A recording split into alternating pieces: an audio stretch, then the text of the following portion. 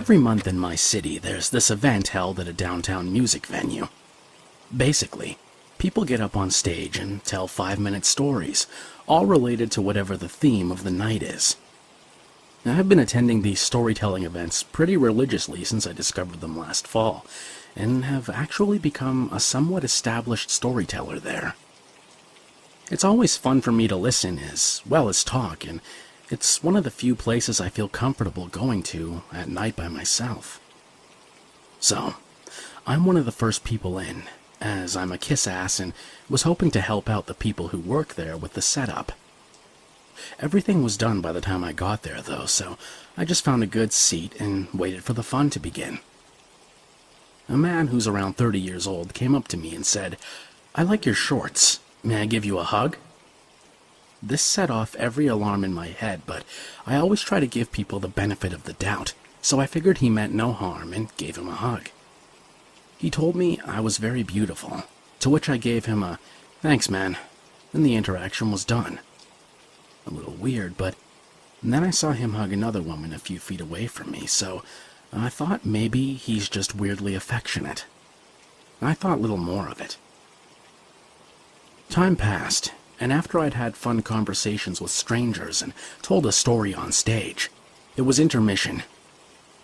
I decided to go to my car and grab my sketchbook because I was feeling fidgety. On the way out, I saw the guy from before. Trying to be friendly, I asked, "Well, how did I do?" He gave me another hug and said, "You were wonderful. You were wonderful." I thanked him and let go. But he didn't let go of me, and he kissed me on my neck. Maybe it was only for a second, but it felt like forever that I was stuck there with him. I don't even remember how I reacted.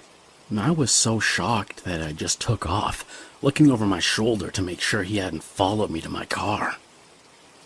I went back to the venue, determined not to let this ruin my night, but the truth is, I don't really remember any of the stories from the second half because I was so shaken up that I couldn't focus. I was texting my mom the whole time, trying not to freak out too much. After the show, I found Janice, a 40-something mom who also is a storytelling regular and in the past has walked with me to my car after these events. I told her what happened, and she stayed with me until I was in my car. Weird Guy was nowhere to be found once I wasn't alone. I'm so grateful for women like Janice. I feel a lot of different emotions about what happened. Scared by his actions, angry that I was taken advantage of, sad that the one place I felt really safe in doesn't feel safe anymore. I wanted so badly to just be kind to another person, and he used that against me. You bet I won't be giving any hugs to strangers, or going there alone anymore. I thought I was just being a puss about something that happened to me years back, until I saw a post about something similar here on Let's Not Meet. In college, my boyfriend and I lived about half an hour apart. I had limited free time due to work, school, etc. So on weekends, we'd hang out for marathon stretches. Many times, I wouldn't end up leaving his neighborhood until around 1 or 2 a.m. The aforementioned neighborhood was a beautiful suburban town. Super safe. I wanted to move there with my son someday for the killer school district. But driving home at night along those dark, winding suburban roads by myself in my shitty 13-year-old sedan was another thing. Being the type of person who is obsessed with the types of stories and situations that this subreddit focuses on, I knew that every time I took that 30-minute drive through the empty, dark roads, I was making myself vulnerable. I always wore an oversized hoodie over my hair to disguise the fact that I was female, because I know those stories. I kept my hood up and my eyes on the rearview mirror for any of the few cars that ended up being on the road with me. So, when eventually, a few months into my routine, I looked back at a car that was rapidly converging on my bumper, I wasn't really surprised. But I was scared. I sped up, on the off chance that this was just a person who needed to get home at 15 miles per hour over the speed limit and was annoyed with my adherence to the posted signs. Nope. No matter how much I sped up, he clung to my bumper as if our cars were linked magnetically. My heart was racing, but I was calmed by a conviction that no matter what happened, I wasn't getting out of the goddamned car. You never get out of the car. If I just stayed in the car and got home, I'd be safe. And if he followed me all the way home, he could come at me in my driveway with my 3 brothers I was going to call and wake up. I just had to make it another 25 minutes, 20 minutes, 15 minutes. He continued to follow close. At the halfway point, I stop at a light, all adrenaline. He pulls up next to my car. A middle-aged white guy, goatee. His eyes are wild behind his glasses as he frantically motions for me to roll down my window for a solid 60 seconds straight. He's desperate, almost pleading. I finally comply, out of a bizarre pity. When my window is down, he brays in one of the most earnest voices I've ever heard. Don't drive scared. Just drive home. And peeled the fuck off. To which I have to say, don't drive like an insane monster. Just drive home. And also, well-meaning car stalker, let's not meet again.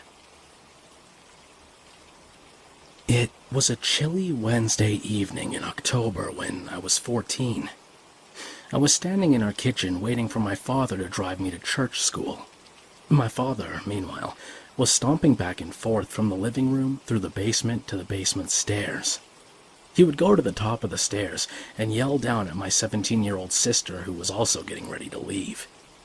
She had a meeting of her church group to go to, but since her meeting wasn't at the church, she was driving herself. Since she was taking her time, my father would yell down the stairs for her to hurry up and then stomp back towards the living room and look for his keys, which he had misplaced. So, there was my father, standing at the top of the stairs and yelling to my sister in the basement. Behind him was our back door.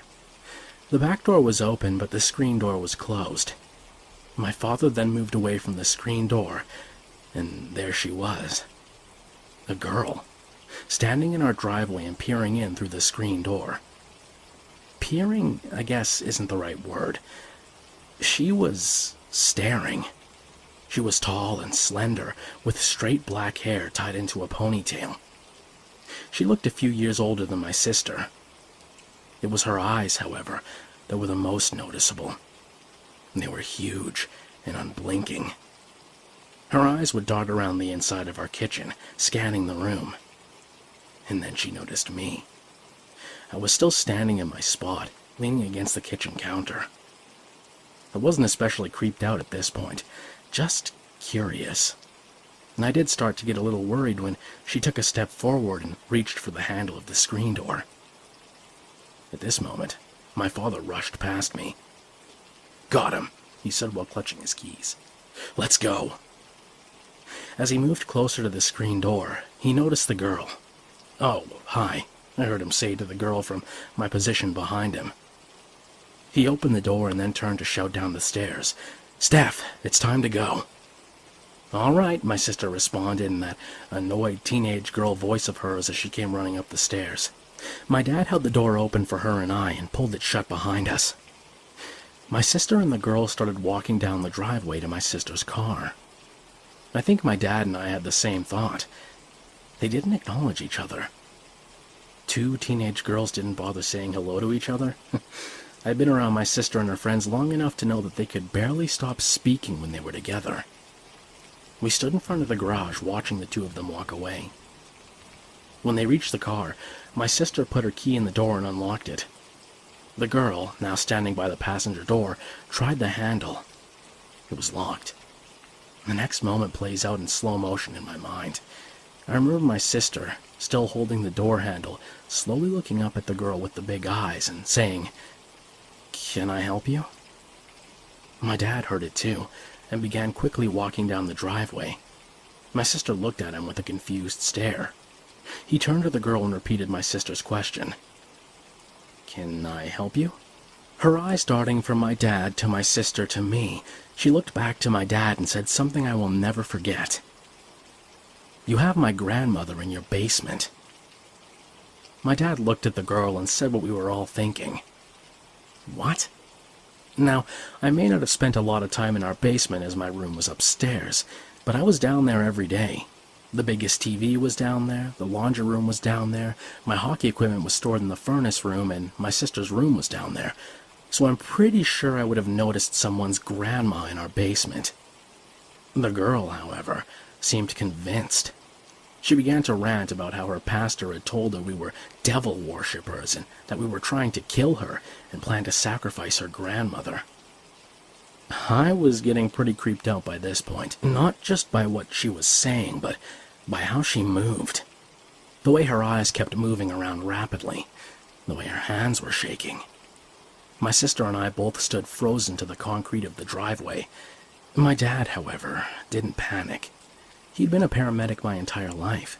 He'd definitely seen his share of strange things and dealt with people with mental health issues. He calmly told my sister and I to go inside. Neither of us moved. He said it again, more forcefully than before, and we began to walk backwards up the driveway.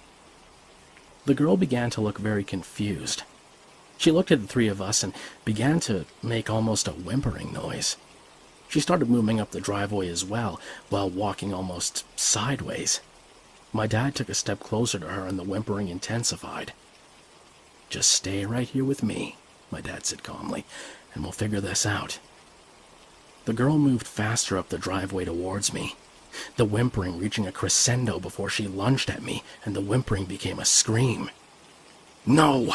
the girl cried while reaching both hands out to me. I turned to run. My father lunged at the girl and was able to grab both of her arms and pull them behind her back.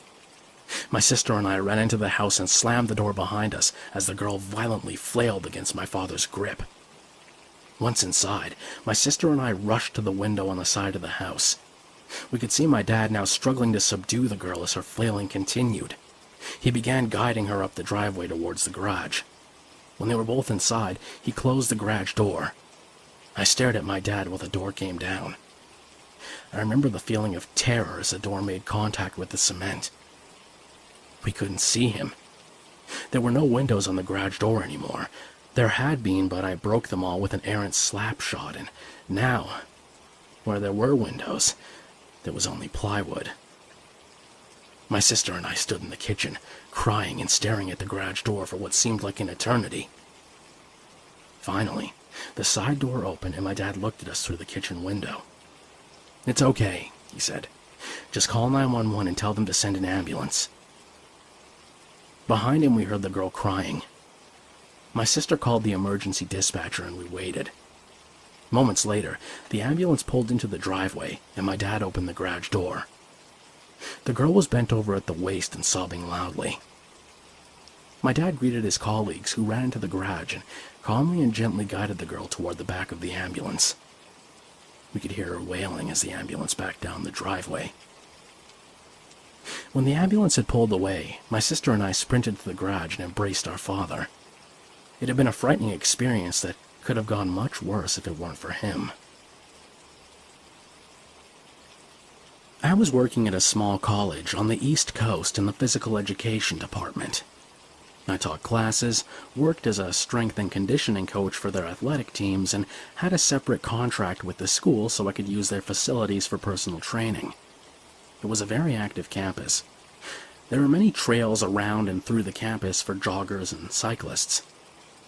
The only time of the year that there weren't a lot of people on campus were the first 2 weeks of August. During that time, the place was a ghost town. All buildings on campus had their power cut, so the school could save some money. The only buildings that still had power were the administration and physical education buildings. In order to understand what happened, I have to explain the setup of the building, as it can be somewhat confusing. It's built into the side of a hill and has 4 floors. There are 3 entrances. The first floor entrance, which could be considered the back of the building, faces west. The main entrance, which is on the 3rd floor, faces east, and a side entrance, also on the 3rd floor, faces south. Confused? That's all right. It's going to get stranger in a minute. The 3rd floor entrance leads to a small parking lot on the side of the hill. That's the faculty and staff parking lot. That's where I go in. I walk in that door, which leads to a basketball court and 2 flights of stairs to the 2nd floor. Going down these 2 flights of stairs leads you to my office and a small gym area I use to train athletes and clients. On a Saturday in early August, I'd finished with my last client of the day and decided to stay a little late and get a workout in. Since I didn't want anybody walking in the building while I was wearing headphones and the only person authorized to be there, I locked the south door and set the security system. When I was finished working out, I went into my office to finish some work and get things ready for that Monday. The blaring of the alarm system got my attention, and I walked to the nearest keypad, which was down the hall.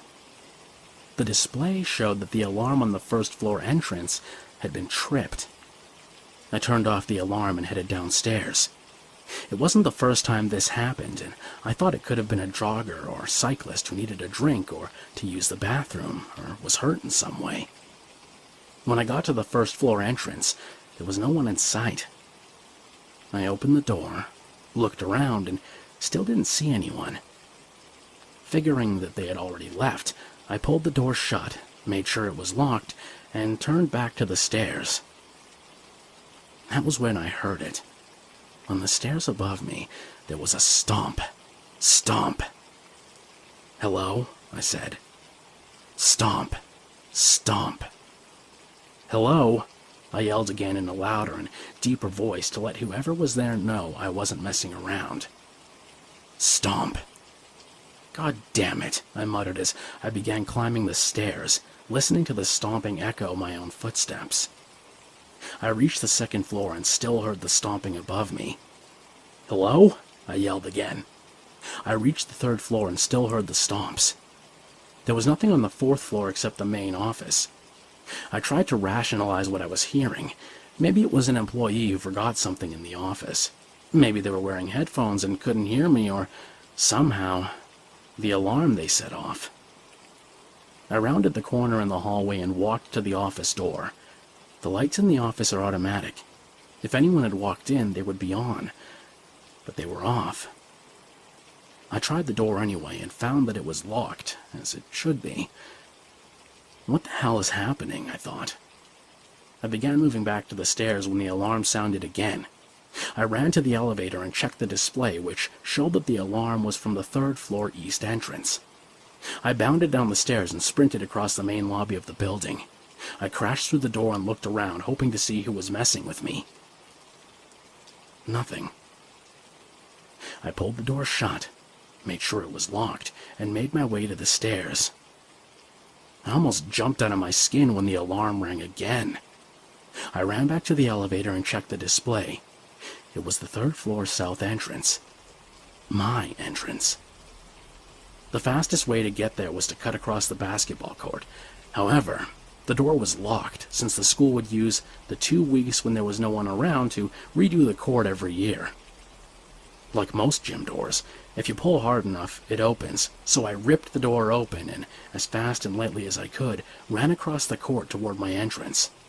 I rushed through the door and was standing in the faculty parking lot. There was nothing there except my car. By now, I was freaked out and more than a little pissed off. I decided to head back to my office, call campus security, and tell them someone was in the building setting off alarms and giving me the runaround. I stomped down the 1st flight of stairs, muttering curse words to myself.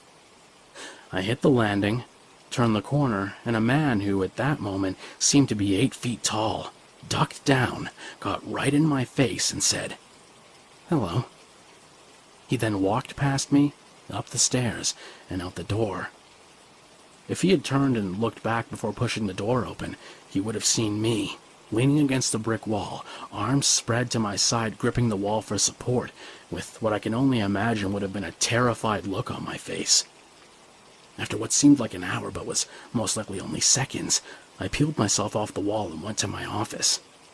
I locked the door behind me, sat in my chair, and tried to figure out what the hell just happened. I don't really know how long I sat there, but it was long enough that my wife sent me a text asking why I wasn't home yet. I gathered my things and went up the stairs. I stopped at the door. A vision flashed before me of the large man I'd seen leaning against my car, waiting for me. The relief I felt when I opened the door and found an empty parking lot was one of the most amazing feelings I've ever had. As I drove away, I looked for the man everywhere, but I couldn't find him.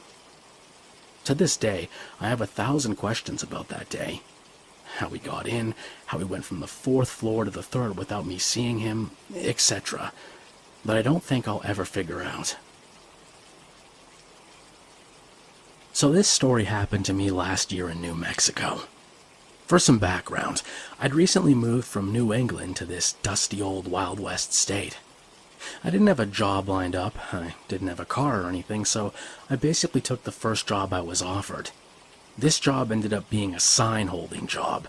I know, so glamorous, but it was literally a 5-minute walk from my house. The job was weird from the get-go.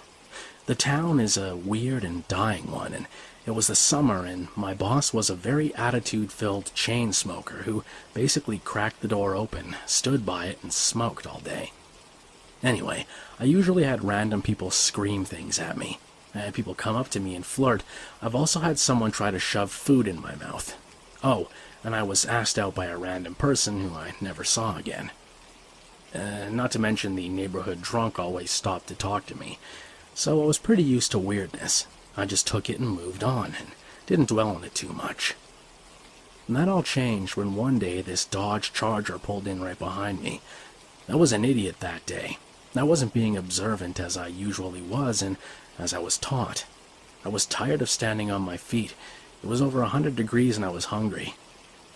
At first I didn't even hear the guy or the car. I had my earphones in, jamming to Guns N' Roses, AC/DC, and Ozzy.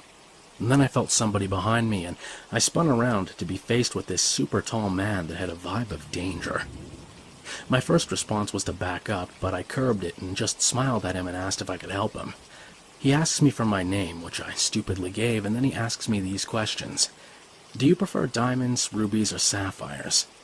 Do you prefer the couch or the bed? Shoes or no shoes? Favorite color?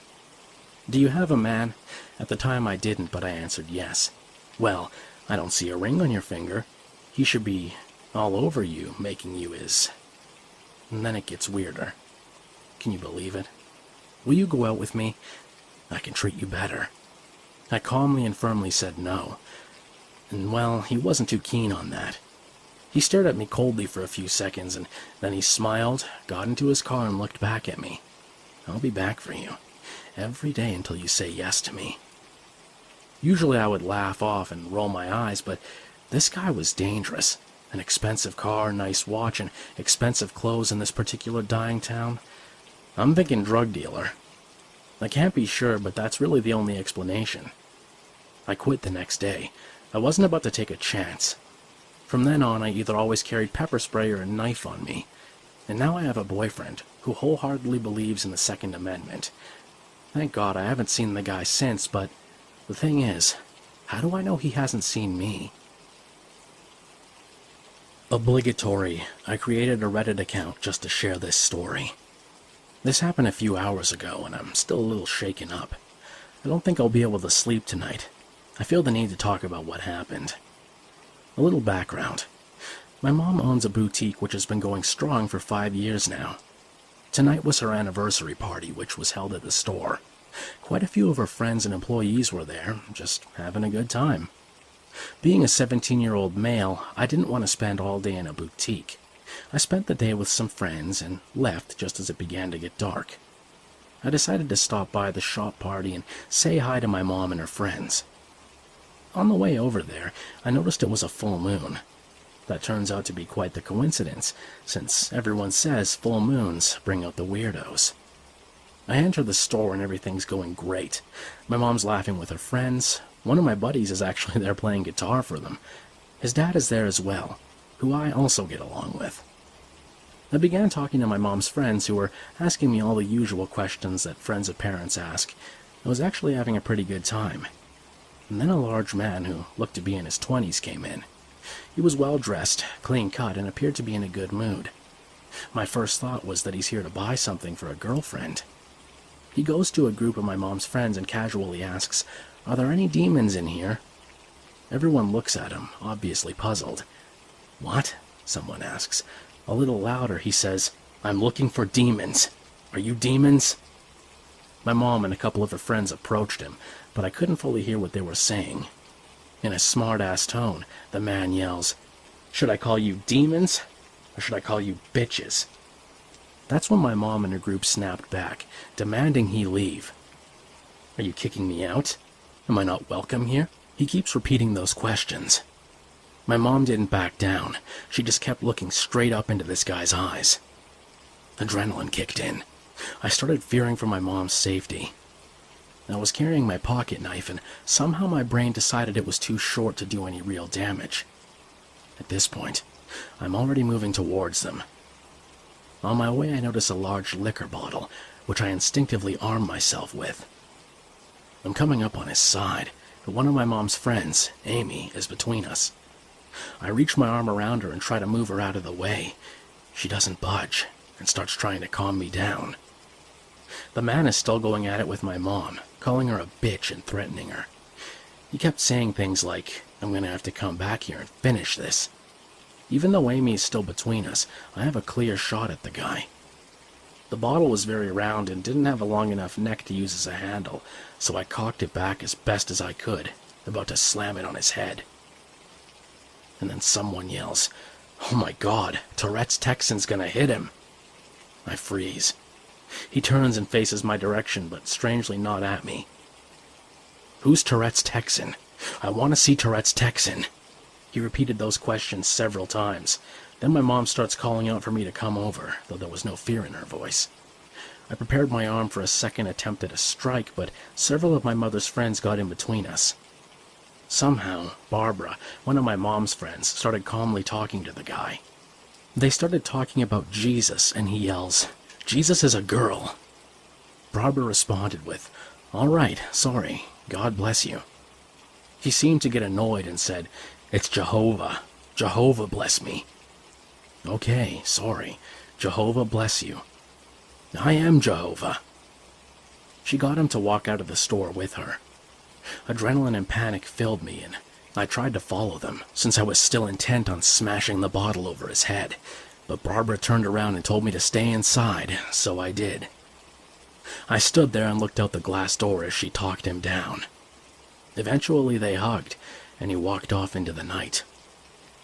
My mom called the area's security guard, and he came to the shop almost instantly. We told him what happened, and he went out and did a quick search for him. He didn't find him.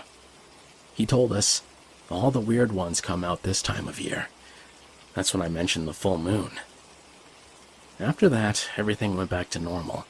Truth be told, I was pretty shaken up. Still am, obviously.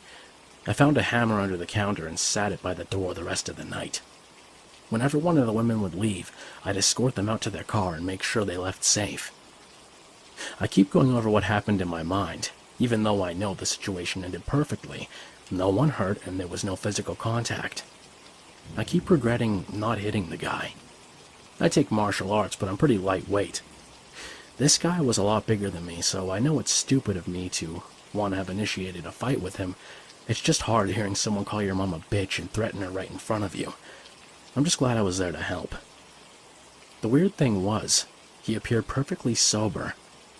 I'm almost positive that he has a mental illness and was off his meds. I volunteered to go up to the shop during the evenings and sit with whoever's working. I guess I'll update this if anything else happens. No, I hope.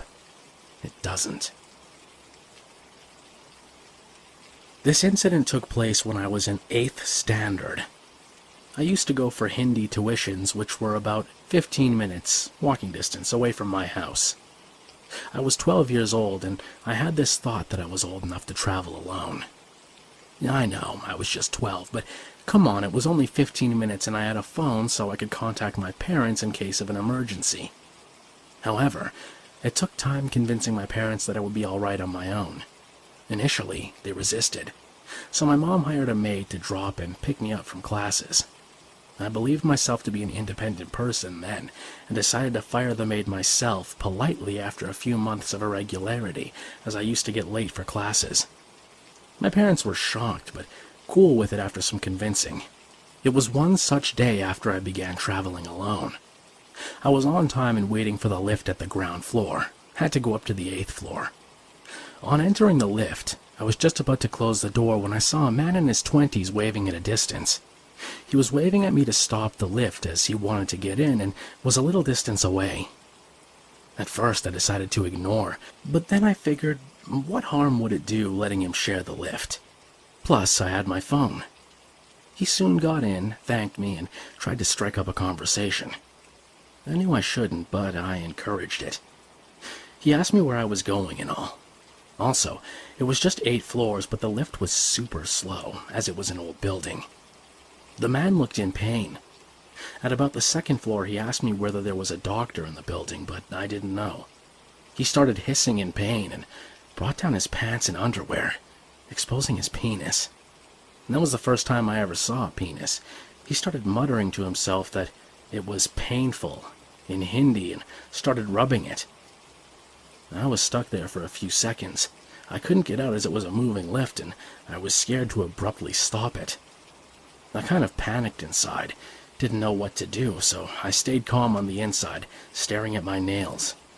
After what felt like an eternity, he got off at the 6th floor. I was so relieved. I haven't told this to anybody. I tried telling a friend, but couldn't. I feared traveling in that lift again, but had no choice.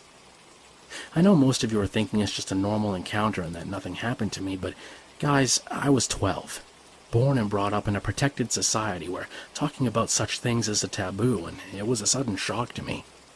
Anyway, I'm thankful that it only lasted a few seconds, but I was so terrified and embarrassed at that moment. The poor guy probably didn't care that I was in the lift, considering his pain in the penis.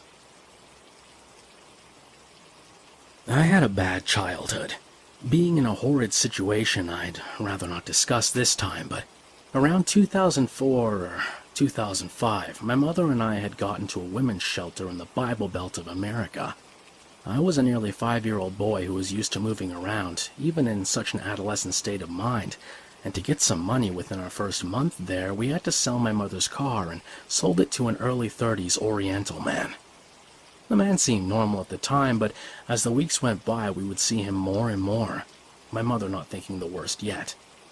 Later, we figured out that he lived across the street from the shelter, and looking back, this gave him the means to prey on women and their children in their worst times, which is all the worst, given I have faint memories of him being near my therapist's building, although I could be mistaken. I helped my grandmother at the farmer's market when I wasn't in school, as much as a 5 or 6-year-old could, and so it was normal for me to be semi-unattended on and off throughout the day, normally roaming the market and speaking to family friends who also worked there. During one of these strolls in the market, I saw that man, the one we'd sold the vehicle to, looking at me, and then suddenly walking towards me, and kneeling down, he said something that haunts me to this day because of the many implied situations that could have occurred. He asked, "Do you want to go to China?" Luckily, I was a faithful child to my parents' permission and told him I'd need to ask them first. He then darted away from me, and within minutes my father was chasing him with a baseball bat, but never caught up, and he was never reported to the police as to not start any trouble, as the state we lived in had many gangs who were and still are known for how they deal with trouble. This happened during the summer of 2004. I lived with my husband and children in a small town about 50 miles outside a major city. My town is relatively quiet without much crime, but we do get the occasional break-in or other petty crime. I should also note that my area seems to get many door-to-door salesmen and church groups, but I generally considered it more annoying than anything menacing. It was around 10 a.m. when I was home alone, cleaning the house and listening to music, Metallica. I had my front window open that faces my front door as we don't have central air and it was pretty hot that day. Someone knocks on my door and I look through the window to see a girl I would guess is in her early 20s standing there. She has a clipboard and pen in her hand. I assume she's selling something. I turn off my music and open the door, ready to tell her I'm not interested. She immediately hands me a laminated card with a list of magazines she's selling. I'm holding this card, not really reading it, and was about to hand it back to her when I flip the card over and see written in red pen, "This girl is crazy. Do not let her in your house." I'm shitting bricks when I read this, and I'm about to slam the door on her when she says, "I love Metallica. Turn it back on." She pushed her way past me and sat down on my couch in my living room, which is about 5 feet away from my front door. I'm still standing in the doorway of my living room in utter shock. I just stare at her for 5 to 10 minutes before I find my voice. I tell her she needs to leave now. She lit up a cigarette and walks over to my stereo to turn the music back on. By this point, I'm completely freaking out and walk to my kitchen and grab my phone to call the police. She ran out the door before I could even dial. I live 2 blocks away from the police station, and they're there in less than 5 minutes. Long story short, they aren't able to find her, but tell me that they've gotten complaints about someone that fits her description from other people in the area as well. A neighbor down the block told me she came to her door too. She didn't try to go in her house, but she was super pushy and kept saying odd things like, "Let's go shopping sometime," and other nonsense. So, creepy magazine salesgirl and Metallica fan, let's not meet again. I remember something strange happening to me one night back in 2012, and didn't know where else to put it, but recently learned about this subreddit. I was sitting in my house early fall, playing video games. My mom and brother went to bed. My dad is still at work and should be coming home. I hear the doorbell ring. It was roughly 11 p.m. I thought, oh, it must be my dad. Probably couldn't get into the garage. I paused my game to get the door, but since I was unsure, I looked through the peephole. Around the corner is a street lamp and my porch light wasn't on, so all I could make out was a dark figure. It wasn't my dad. My dad's a pot-bellied 5'10" man, and this figure was thinner and shorter. I'm staring out for what felt like an eternity. The figure rings the doorbell again and knocks. By this time, I realized the door was unlocked and immediately locked the door. The handle rattles and I let out a gasp.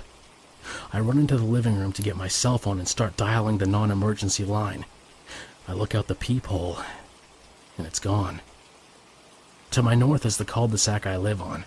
The houses are spread out and it's reasonably lit. To the east and south is an open space with another well-lit road, and west is a highway and a neighbor. My house has a ton of windows and is on a slight incline. I essentially can see if someone comes into the cul-de-sac, people walking down the roads, people in the open space, etc. There's little to nothing obscuring my view. Now at this point, I'm thinking it's my unstable and abusive ex.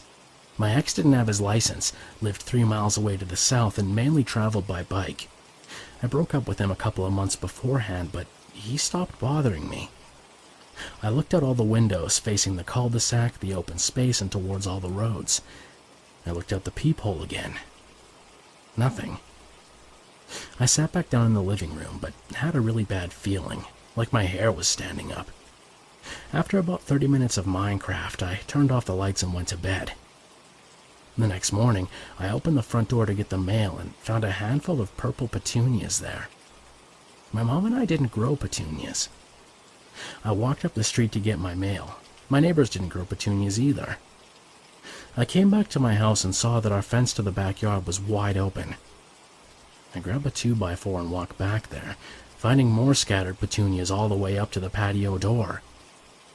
The patio door looked into the living room where I was playing video games and had forgot to close the curtains. To understand some of what happened in this story, I have to give a small amount of backstory. I'm a female college student, only 5'3" tall, same height I've been since middle school, and 112 pounds at my heaviest. I was 17 years old when this occurred, and I'm 19 now. However, I always seem to look younger than I am. Most people think I'm 14 or 15. Though I had never been creeped on before this incident, it's been pointed out to me before that my small build, young age, and even younger appearance makes me look like a victim.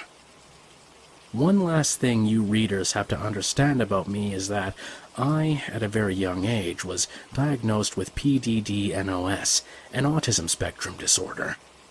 Among my symptoms are struggling to read facial expressions, tones of voice, and body language, facial blindness, meaning I struggle to remember faces, and some hypersensitivities to sound.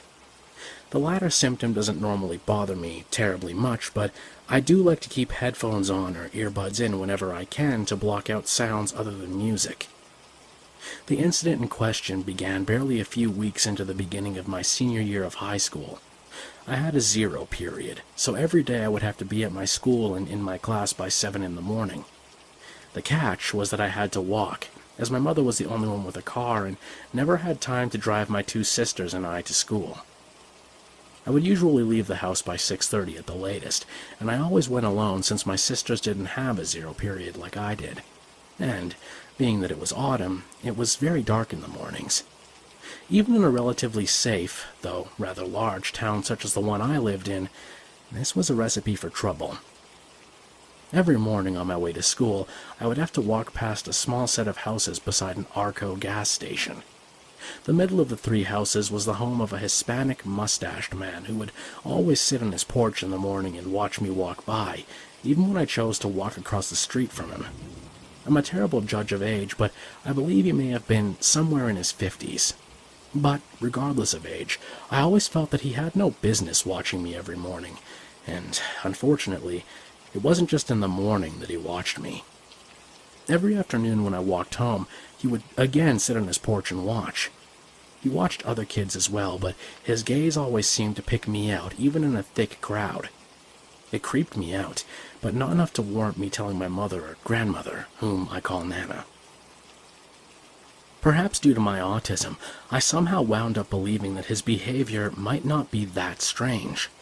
I was, after all, aware of the fact that people reading wasn't a skill of mine, so I just tried to ignore it.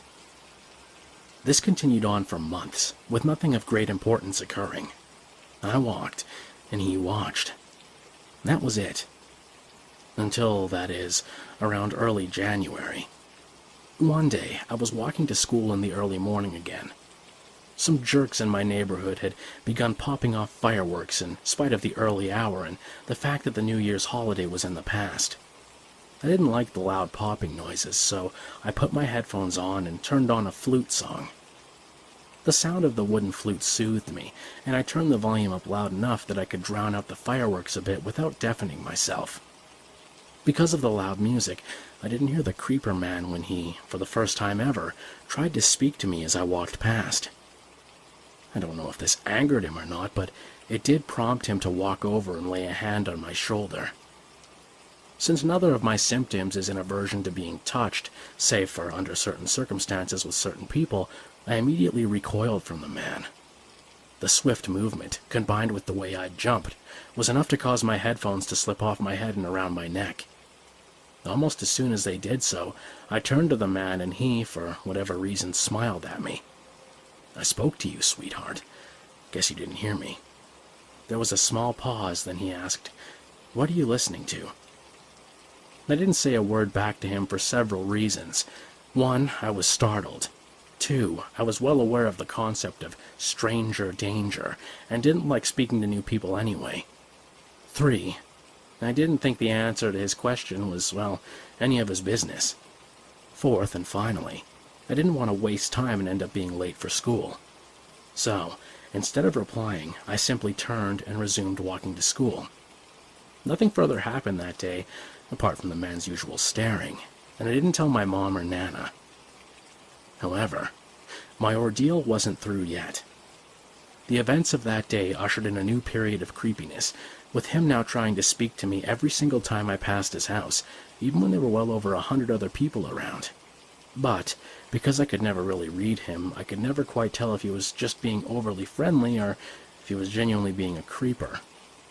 It bothered me, but I still didn't tell anyone, and things only escalated from there. Around March, I was genuinely stalked for the first time. I walked past the man's house one morning, as I always had to do when walking to school, and he suddenly got off of his plastic chair, stepped off of his porch, and walked beside me. He stayed there the whole way, only leaving when I reached school. This, of course, freaked me out, but one aspect of it didn't. There was only one high school in the whole town, large though said town was, so I figured he would know my school either way. Still, him following me did finally scare me enough to consider speaking about it, but of course, I was a fool and didn't. Instead, I did something I've learned to do over the years to express myself, which is something I struggle with. I wrote. By the end of May, I had filled a good couple of pages with small snippets and journal entries where I vented about my encounters with the man. During that time, he'd accompanied me to school nearly every other day, and had put his hand on my shoulders and arms multiple times. He always seemed to enjoy the way I jumped, and would smile every time I would try to glare. Then, about a week into April, he got creepier. He walked with me to school again, despite my attempts to get him to leave, and talked the whole way. At one point, he told me quite suddenly, "You're special, sweetheart, I can tell. My niece is a lot like you. She's special too. I like special girls." I had no idea what he really meant by that last comment, but something about it freaked me out enough to prompt me to sprint the rest of the way to school, textbook-laden backpack in tow. And I was no track star, but I was fast enough to lose him. He made chase, but thankfully stopped once I was within the school's gates. After that, he simply walked away. Still, my journal entry for the day was quite creepy in comparison to the rest. This is where my wonderful Nana comes in. My Nana's a hard woman to live with for many reasons, one of those reasons being that she was and still is a very nosy woman.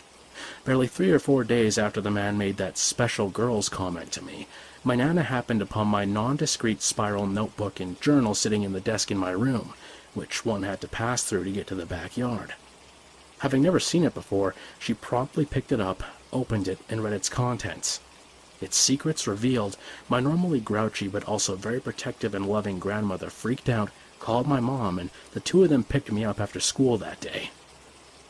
One would think that this sort of incident would have been reported to the local police, right? Well, that didn't happen.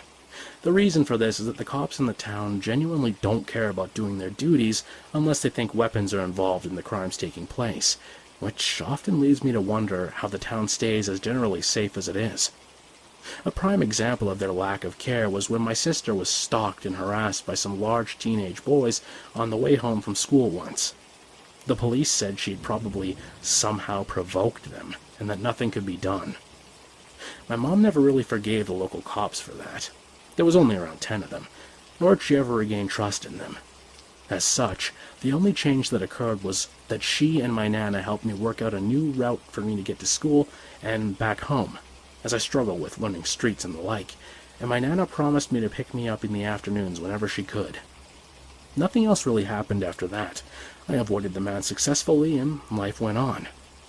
The only other thing relating to this incident that ever came up was a rumor. The rumor was that, supposedly, the man who had stalked me to and from school was a known pedophile. I never learned if that was true or not, and I moved away from that town with my whole family that August. The chances of my ever seeing that man again are slim, and I'm very glad. I mentioned at the top of this post that I struggle with facial blindness, but forgot to explain why this is relevant. The reason why it's important to the story is because, even pretending the cops had cared about the stalker man, I likely wouldn't have been able to tell them anything more than what house he lived in and that he had a mustache. And, of course, that may not have helped if there were other mustached men living with him. So needless to say, there probably still wouldn't have been much of anything done by the police in that case. In 2012, I was living in Rome for the summer.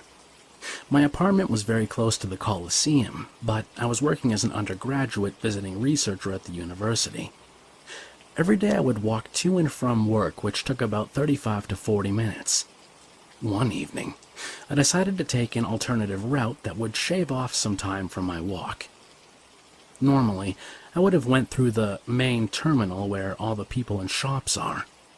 This new route, however, had me cross the tracks further down from the actual station. As I got closer to the tracks, I noticed the area began to look really rough and that there were a lot of homeless people hanging around.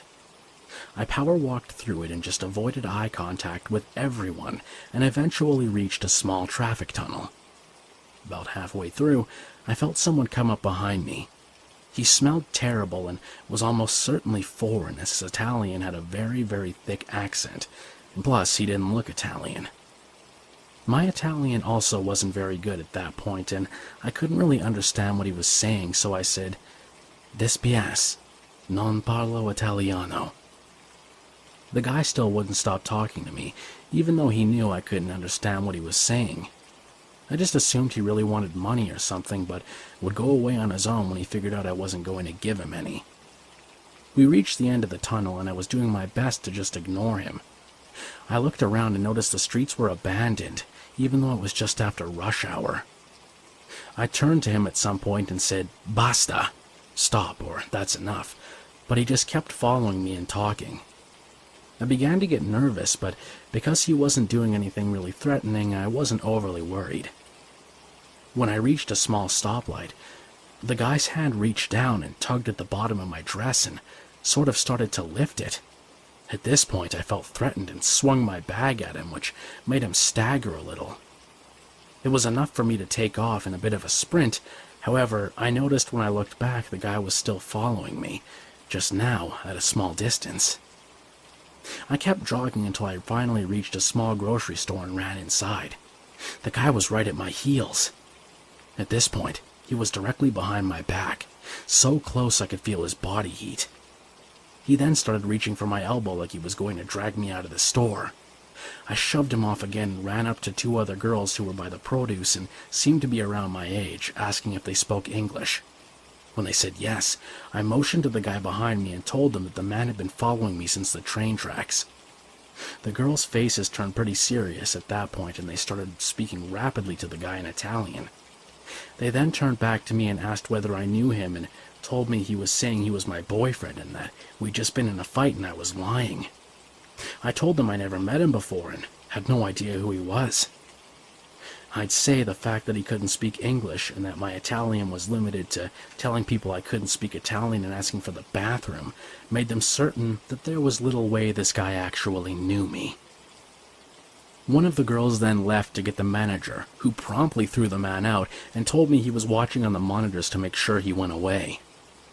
After the manager realized the man wouldn't go away, and having him attempt to re-enter the store about half an hour later, he called the police. The police arrived and I told them my story. By that point, the guy seemed to have finally left, probably scared off when he saw the police coming. The manager then gave me a ride back to my apartment so the guy couldn't follow me just in case he was still lurking around. Luckily, that was the end of that, and I never walked past the train tracks again. I think I got lucky to have found the store, but it still taught me a very valuable lesson about being careful about the areas you venture into in new cities. Now I ask the locals for areas to avoid, instead of wandering around foreign cities on my own. When I was 17 and freshly graduated from high school, my aunt gave me the gift of a lifetime. She flew me and my older cousin Stephanie to Europe. We started in Madrid, Spain. We drove from there to Almeria, Marbella, and then Seville. We were only staying in Seville for a short time because we had to get back to Madrid to fly out to Dublin, Ireland. Seville is much more Spanish than the other larger cities we visited. From what I say, it was way less touristy. Anyway, even though I'm 17, literally no one IDs me. Being a woman is awesome. Now, I'm fairly short, 5'2" on a good day, and at the time, 140 pounds. I was cute, pale with dark curly hair, and for my age, fairly large-breasted. We got to Seville around dark. We checked into a hotel, ate at a local pub, and then decided to walk around town to a local Irish pub. The bar ended up being somewhere my aunt's boyfriend at the time worked, and the staff were awesome. They were giving us drinks on the house and making us specialized drinks to try. My aunt and her boyfriend went off to find some other places and take pictures. My cousin was eating some dude's face. Well, after getting fairly smashed, my cousin, graceless as she is, starts puking everywhere, including on the side of a church. Now, I'm drunk as a skunk, but she's so drunk she's literally no help. I have a little map that the hostel gave us, but I'm too drunk to notice it's upside down. We start walking back in the general direction of where I know the hotel is. My cousin is crying and falling down and puking in gutters, and I'm doing my best to keep her up with me. I take a left down a street and notice a guy on a bicycle. Now, I'm a shy type person and don't ever talk to strangers, but my cousin is literally sobbing and puking on the sidewalk, and there's no one around, so I flag down bicycle guy. He's really nice, has decent English, and I show him the map that shows him where my hostel is. He laughs and told me I took a left instead of a right, so I drag my cousin to her feet and we start heading back the way we came. I thank the guy and keep walking, but he starts walking with us. He starts talking to me, asking how old I am, where I'm from, etc. He was being fairly friendly, so I obliged, told him I was with family and we were on vacation, etc. My cell phone rang and my aunt was calling to ask where we were. We were literally down the street from where the hostel was, and my cousin just fucking runs off and leaves me there with some stranger. I kind of stutter goodbye and turn to leave, but he grabs me and fucking plants one right on my mouth. Luckily, my aunt was coming towards us down the street, and once he let me go, I stuttered goodbye and just ran off towards my family. If it ended there, it'd have been fine, but like 2 hours later, that same guy shows up at the hostel. He's drunk as shit, and this is a high-class hostel, so they turn him away at the door. I only knew he was there because our room was close to the door, and he was literally screaming for me. The next day when we're packing to leave, that guy showed up. My aunt's boyfriend is no small dude. He's at least 6'2" and 200 pounds easy, so when he saw this guy eyeing me, he took him aside and had words with him. It was scary because he was so violent and hostile about trying to see me when he'd been so nice the night before. I don't know what would have happened if my aunt hadn't been walking down the street. Would he have let me go? I can't remember my age at the time exactly, but this was during my danger whore years, so anywhere between 16 and 20. One of my close friends sweet-talked me into fishing with her on the social media website Tagged. I was cute, 5'2", big hazel eyes, double D's, and all the innocence and naivety of a child. I was like an instant cult classic. I received hundreds of messages daily. Most of them were the "let me see your tits" variety, but some people actually put in effort. It was those that tended to put effort in that I rewarded with conversation. I wasn't picky, and I ended up making friends with a much older guy, like late 40s, early 50s. He was nice. He wasn't pushy or weird. We talked for a while, and when he asked me for my cell number, I obliged. The texts were nice, not creepy or anything. He was from a small town like 45 minutes away. He asked if we could meet. I declined because he was so much older. Well, he kept pestering me about it, so I agreed, but he wanted to meet at a hotel at night and said he would buy booze. And I was kind of sketched out, but I agreed. I knew the city really well because I previously lived there, had tons of friends and adults I could contact, so I guess I felt okay about it. I met him. He was nice, but he seemed so old. I didn't drink anything, but he was already drunk when I got there. He tried to kiss me, but I declined, and he respected that. I only stayed a little and left. It was a long drive home, after all. I decided that even though he was nice, he obviously had the wrong impression, and I told him we couldn't be friends anymore. He flipped out. He would text me constantly, calling me names and degrading me, saying I was stupid and he would take care of me. At this point, I told my mom, who called our phone company and got his number blocked. When he realized I wouldn't text him back, he started blowing up my Tagged account. The creepiest message I ever got from him was from a song, AO Technology by Milo. It's a much more intense, intimate version of the pop version. I told him to stop and deleted my Tagged profile. Now, when I'd met him, he'd pointed his car out to me because he was apparently so super proud of it. It was a Honda hatchback style painted purple with flames on the side. Totally lame. My bedroom at the time was an old family room converted. It was during summer and it was hot. I always kept the window open and the blinds raised halfway. My dog liked to sit there. I had a coffee table for him in front, and while he's prone to bark at any damn thing, he actually growled. That alone freaked me out, but when I got to the window, I saw someone dodging around the side of the house towards the fenced yard. Kids cut across our lawn a lot because we're the corner house, but I saw that ugly-ass car drive around the corner. I flipped and called for my mom. She called the cops, but they said there was nothing they could do. Luckily, after that incident, nothing else happened, but it taught me a great lesson about social media cesspools. I caught myself looking over my shoulder a lot more to make sure I never saw him. I also quit frequenting the small town because I was afraid I'd run into him. I'm a female. Colombian, 29 years old, athletic, and adventurous. I enjoy traveling, walking, hiking, and camping. This happened about 6 years ago. In one of these trips, I was with my ex-boyfriend and our 2 dogs. He had a crossbreed brown lab-looking dog, and mine is a golden retriever. Not scary dogs at all, but certainly big and with powerful barks. We always went walking with them on trails and exploring around the city limits, but this time he'd heard about this river in the middle of the mountains with a huge cascade that seemed to be out of this world. The place was described to him by his college mates, and it sounded beautiful, so we assumed it would be a fun way to spend our Sunday morning and early afternoon.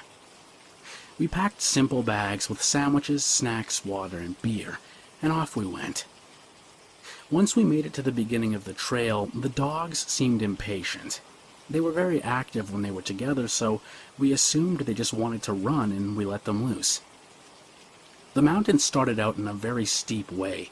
We pretty much had to climb along sharp rocks for about 15 minutes before we could reach the actual trail.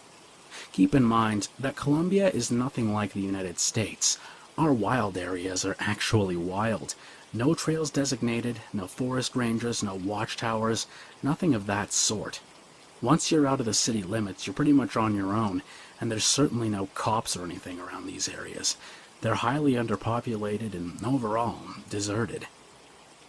Once we reached the trail, we noticed that it was hardly visible to see it. Trails are usually patches of the forest that are not as prominent, so you can see somewhat of a trail left, but it was made by people or animals walking around, so it gets very faint sometimes, and many times you don't see it or have no idea where to go. This trail was like that, which we actually liked, because that meant there'd be no people around bothering us, and we could smoke and enjoy the river on our own. We got excited and kept walking through the almost invisible trail. A little ways down, we started hearing branches break, voices, and a little bit of laughter. We looked at each other with disappointment because we wanted to be alone, and these sounds clearly indicated that we were not. We kept walking and then saw some colors and shapes through the bushes. They stopped as well and saw us. The elderly man waved, and he was getting closer. His wife walked behind, but was holding him from his elbow. They walked slowly as we exchanged pleasantries about the day and what a nice day to hike sort of thing. When they reached us, he looked up at us as he was petting the dogs and said, "You guys heading back?" To which we responded with, "No, actually we just got started. We wanted to reach the waterfall in the mountain over there." He looked at where I was pointing and frowned. I found it odd, and then he replied, "You guys should be careful. I hear a lot of stories about people getting lost in these parts, or even worse. You're better off heading back with us." We both thought the old man was just being a wet blanket, and we were somewhat experts in trails, hiking, camping, and living on the edge, so my ex said, "Nah, we'll be fine. We have these 2 beasts to protect us," to which we all kind of chuckled. He then said, "Well, anyway, be very careful. And you, sweetheart, you should tuck in that little gold chain inside your shirt. You never know who's looking for that stuff to yank it off." I had yet to think about that, but I was wearing a little golden chain on my neck, except it wasn't golden. It was a 24-karat gold chain that was given to me by my godfathers when I was born. It was a tradition in my family that any time a baby was born, all the uncles, aunts, friends, and close family members gave us gold accents with different shapes and forms, as well as a chain to hang them all from. It's a Colombian thing, and it mostly ensures good luck for the new baby by presenting gold gifts as the three wise men did to Jesus. I had found the chain on my mom's safe during my last visit to her house and was wearing it ever since. No accents, though, just the chain. The accents were so many that they weighed a ton, but I liked the chain because it made me feel safe somehow. I grabbed it instinctively and tucked it inside my shirt collar. We exchanged goodbyes with the couple and went off. We were hiking for over an hour, stopping here and there to take pictures, drink water, or give the dogs a treat. Nothing weird until then, and we were almost at the mountain. We could faintly hear the waterfall. The next part of the way was rougher, though. We had to climb down this cliff, literally a cliff, and we didn't bring any gear, so we had to be extra careful with the dogs, but they did it rather quickly and with no hassle. While I was heading down, though, my ex was waiting for me at the base of the cliff with his dog. Mine had turned back to come down again with me, but she stopped at the top and stared at the woods before the cliff. She stared and then started growling. That's weird. My dog is by far the sweetest dog ever, and she never growls, but this time she seemed fierce. She kept growling more and more while I called for her. "Fermina! Fermina, come here!" She then looked at me almost halfway down the cliff and then back at the woods, and then back at me again and started heading down. She would stop every now and then and stare at the woods, but eventually got down with me and we kept walking. The mountains have created a natural junction with water falling from the very top to a clear pond at the bottom. The water was freezing cold and the noise was pretty intense. The dogs were beyond themselves. They started running, jumping, chasing each other, barking and swimming. We got off our clothes and jumped in as well. It was delicious. The cold water against the hot weather felt like heaven, and we were high by then, so the sensations were very strong. We kept playing in the water for a while. Then we got out and sat on the rocks to smoke some more. After a while, we heard the dogs barking, but not playfully like before. They were barking loud and menacingly. We looked at them, and they were both at the very edge of the pond, staring at the woods on the top of the mountain and barking. The fur on their backs was raised. They looked creepy. I called for Mina again, and my boyfriend did the same with Rebecca, but none of them flinched. Their paws were firm on the ground, grasping at it. Their barks were so loud that it was becoming unbearable. I got up and walked over there and grabbed Fermina by her torso, just kind of giving her a hug and pulling her towards me. She kind of snapped out of it and started licking me ferociously. I kept asking, "What's wrong, girl? What's wrong?" And she just whimpered, licked me, and then started going back and forth from the edge of the pond to where I was standing. She whimpered really loud. It was like crying, and I was getting scared. I said to my ex, "Screw it, I'm out of here. She's acting really weird." Rebecca, his dog, always barked at everything, so he wasn't concerned at all. He agreed and we started packing. And then I heard something. A whistle. It was definitely a human whistle. Sounded like a little melody. First a long one and then two short ones. I stopped dead on my track and tried to hear it again, over the barking in the waterfall, but couldn't hear it anymore. And I thought to myself, weirdest bird ever, and put my backpack on. We started walking back to the cliff again, and the dogs were getting worse. It was almost impossible to hear anything besides them barking and growling and Fermina whimpering by my side. I started climbing first. My ex was behind me, and the dogs made it to the top in no time and started barking again and growling at the woods. I kept telling Fermina to shut it, but she wouldn't, and then I finally made it to the top. One side had a huge drop of over 50 to 80 feet, and on the other, there was the woods. Tall pine trees and wild bushes everywhere made them look dense and deep. I urged my boyfriend to hurry, because the dogs were unbearable. And then I heard it. Branches breaking. The dogs got even more aggressive. They started running towards the edge of the forest, back and forth to where I was. I just stood there, staring as well. More branches. Now they were getting louder. I knew someone was there, and getting closer with each step. I kept trying to see past the tree line, but only saw green and brown and darkness. But then a figure started emerging from within. First I thought it was another couple, or maybe just a hiker like us. But this figure was moving weird, a little bit too heavy to be a hiker, and slowly, and had no backpack, but The hands were holding something in front of him. A shotgun? What is this? I freaked out. The dog started barking louder, and Rebecca almost jumped the guy when he came out of the woods. He was stocky, wearing a black jacket, shotgun pointed straight at me. I yelled at Rebecca, "Stop, come here," and she actually did, which is weird because she never listens. He then said, "Tell your boyfriend to come up," and I took just a couple steps back. I was almost on the edge of the cliff and stared down. My boyfriend was almost there, and he heard the voice of the man. He hurried up and climbed to where I was. I was standing there, petrified, unable to talk, just looking at the dark circle of the shotgun barrel. And then I got a glance of something shiny, something metal-looking.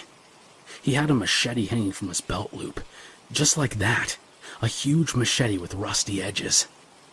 I was beside myself, but I managed to grab my boyfriend's hand as he stood up on the top of the cliff and stared at the man. My ex was nothing less than scary. He was 6'8" and weighed over 200 pounds. His green eyes glared as he stared at the man, and then he said, "Take what you want and leave us." The noise the dogs were making was extreme. The guy looked at me and pointed the gun as he said, "Grab those dogs and shut them up or I'll shoot them both right here." I called them softly and grabbed Fermina by the collar. She started licking me and whimpering, scared and ununderstanding what was going on. Rebecca was a little rascal, so I kind of crawled on the ground and grabbed her by the back leg.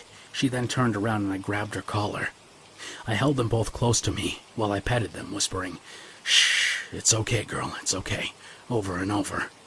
I was in tears by then, but my ex stood his ground and just kept glaring. I saw his fists and he had them tightly closed, as if he was going to punch the guy. Then the guy whistled. It was the same whistle I heard before, the long one and then two short ones. The weird bird. Two more figures began coming out of the woods on either side of him.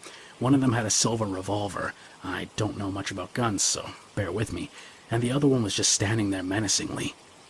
He then said to my ex, "Don't try anything stupid, pretty boy." And they started getting closer. I actually thought of jumping off the cliff. But then what? Even if I made it alive, they could easily shoot me from a distance in the canyon underneath. We were trapped.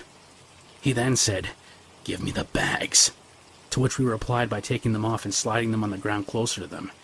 And then he said, "Stand up," looking at me and pointing the gun. I could now see his face. He had sunspots all over and really bad acne. His eyes were dark and small, like a bird's eyes. His hair was greasy and covered with a dirty black beanie. A big round nose completed the look and gave him an almost comical appearance. There was nothing comical about the shotgun, though. I stood up, holding the collars of the dogs tight together, and he then said, Not bad at all." He then turned to look at the guy with the revolver and said, "Bring me that gold chain." I kind of gasped when he said that, and the other guy started walking towards me. The dogs started pulling the leashes. He stopped and looked at them and the other guy and said, "I don't like these fuckers. Let's just get rid of them." I was full on crying by then and just said, "No, please. No, hold on, I'll get it for you." I took the leashes with one hand and with the other, yanked the chain off my neck and then turned and gave it to my ex. He grabbed it and stared at me. He knew how much it meant to me and my family, but it was either that or our lives. So he turned and walked towards the guy. He grabbed it quickly and went back to his position. The other guy then stared at us, then back at his guys at his side and asked him, "Have you ever had your way with a spoiled little girl?" And they all laughed. I felt like throwing up. My ex looked even more angry now. He then said, "We don't have anything else. Please let us go." Then the guy quieted down and stated back, "You do have something else. I'm deciding whether or not to let you walk out of here with it." And then gave me a perverted look that made my skin crawl. My ex said, "Sure, you can have your way with her." In such a calm way I thought he was giving me away, but then added, "After you fucking cowards fight me one by one and beat me until I'm dead, 'cause that's the only way." They all laughed at this, loud chuckles, and then he said, "Nah, not worth it. I can just shoot you and be done with it," and then pointed the gun at him. I was in shock. I couldn't believe this is how our lives were going to end, massacred over a stupid gold chain. 1,000 thoughts were going through my head. I was shivering when I heard this really faint whistle, very far away. Same frequency as theirs, but it was definitely further away, at least 3 miles. It was faint, but I heard it, and they did too. The guy with the shotgun stopped laughing and stood still as if trying to listen better this way. And then the whistle was there again, but this time the first whistle was way longer, and all three of them started walking backwards, almost retracing their steps back to the woods, and then the guy said, "You two fuckers are in luck," and turned around and disappeared as fast as they showed up. My ex and I exchanged looks of astonishment and then vaulted out of there, running through the woods like maniacs. The dogs were rattled up and they also jumped and ran all the way down to the main road. We didn't stop, we didn't talk, we didn't even look back. We just ran and jumped and stumbled until we were in the first climb again, and then we looked back. I thought I saw something moving behind the tree line, but I brushed it off as I jumped down and called out to Fermina. We then started walking home at a slower pace this time, not excited anymore, thinking how we would enter the flat without any keys as they were in my backpack. I touched my neck. The yanking of the chain left a little red mark. And after all, it was solid gold. This happened back in 2014. I went out on a night out for Halloween during my first year of university. I was wearing high-heeled boots and a leather jacket. Over the course of the night, drunk me had taken them off and left them at our group's table due to being uncomfortable. By the end of the night, I'd practically danced my way to near sobriety, and I went to my group's table. However, they'd given up on the table, and my boots and jacket were nowhere to be seen. Someone had stolen them. Whatever. They weren't expensive, and I rarely wore them anyway. Now, however, I had to walk the 15 minutes back to my accommodation. I didn't have money for a taxi, so I thought I'd just walk slowly. I asked one guy, the asshole in the group that everyone hated, if he could just keep me company because he was tall. He laughed, said no, and walked off, dragging the only girl who was also shoeless with him. So I was walking alone, shoeless, in a busy city center, watching out for broken glass or anything else that was harmful and disgusting. Everyone else was so far ahead that I couldn't even see them, but I just kept going. I was halfway to my place when I was stopped by a Middle Eastern man. The city's very culturally diverse. He asked if I was okay, and I was grateful someone cared enough to make sure I was all right. He offered to help walk me home, so I accepted for at least part of the way. He was very kind and told me his name was Omar. He started saying how beautiful he thought I was and how lucky he was to have found me, which unsettled me slightly. Once I was around the corner from my place, I thanked Omar and said I'd walk the rest of the way on my own. He instantly looked offended. "Don't you want to invite me in for a cup of tea to thank me?" I told him no, because I don't know him. He kept hold of my wrist. "Well, can I have a kiss for helping you?" Again, I declined, and his grip tightened. "Well, do I get a hug for being your friend?" At this point, I just wanted him to let go, so I gingerly gave him a hug. He then grabbed me and tried to kiss me, but I pressed my lips together, and instead he just licked up my face. I finally get free and start walking away. He follows me. I speed up, and so does he. I abandon my check for glass on the floor and begin sprinting, now terrified as I hear him running too. I get out my phone and call my friend Rob, who I beg to help me. Omar is no longer following me, but I needed someone to keep me safe. He agrees and gets to my flat not long after I do with a knife in case Omar was still there. I told the people in my group, and they were mortified that they left me alone.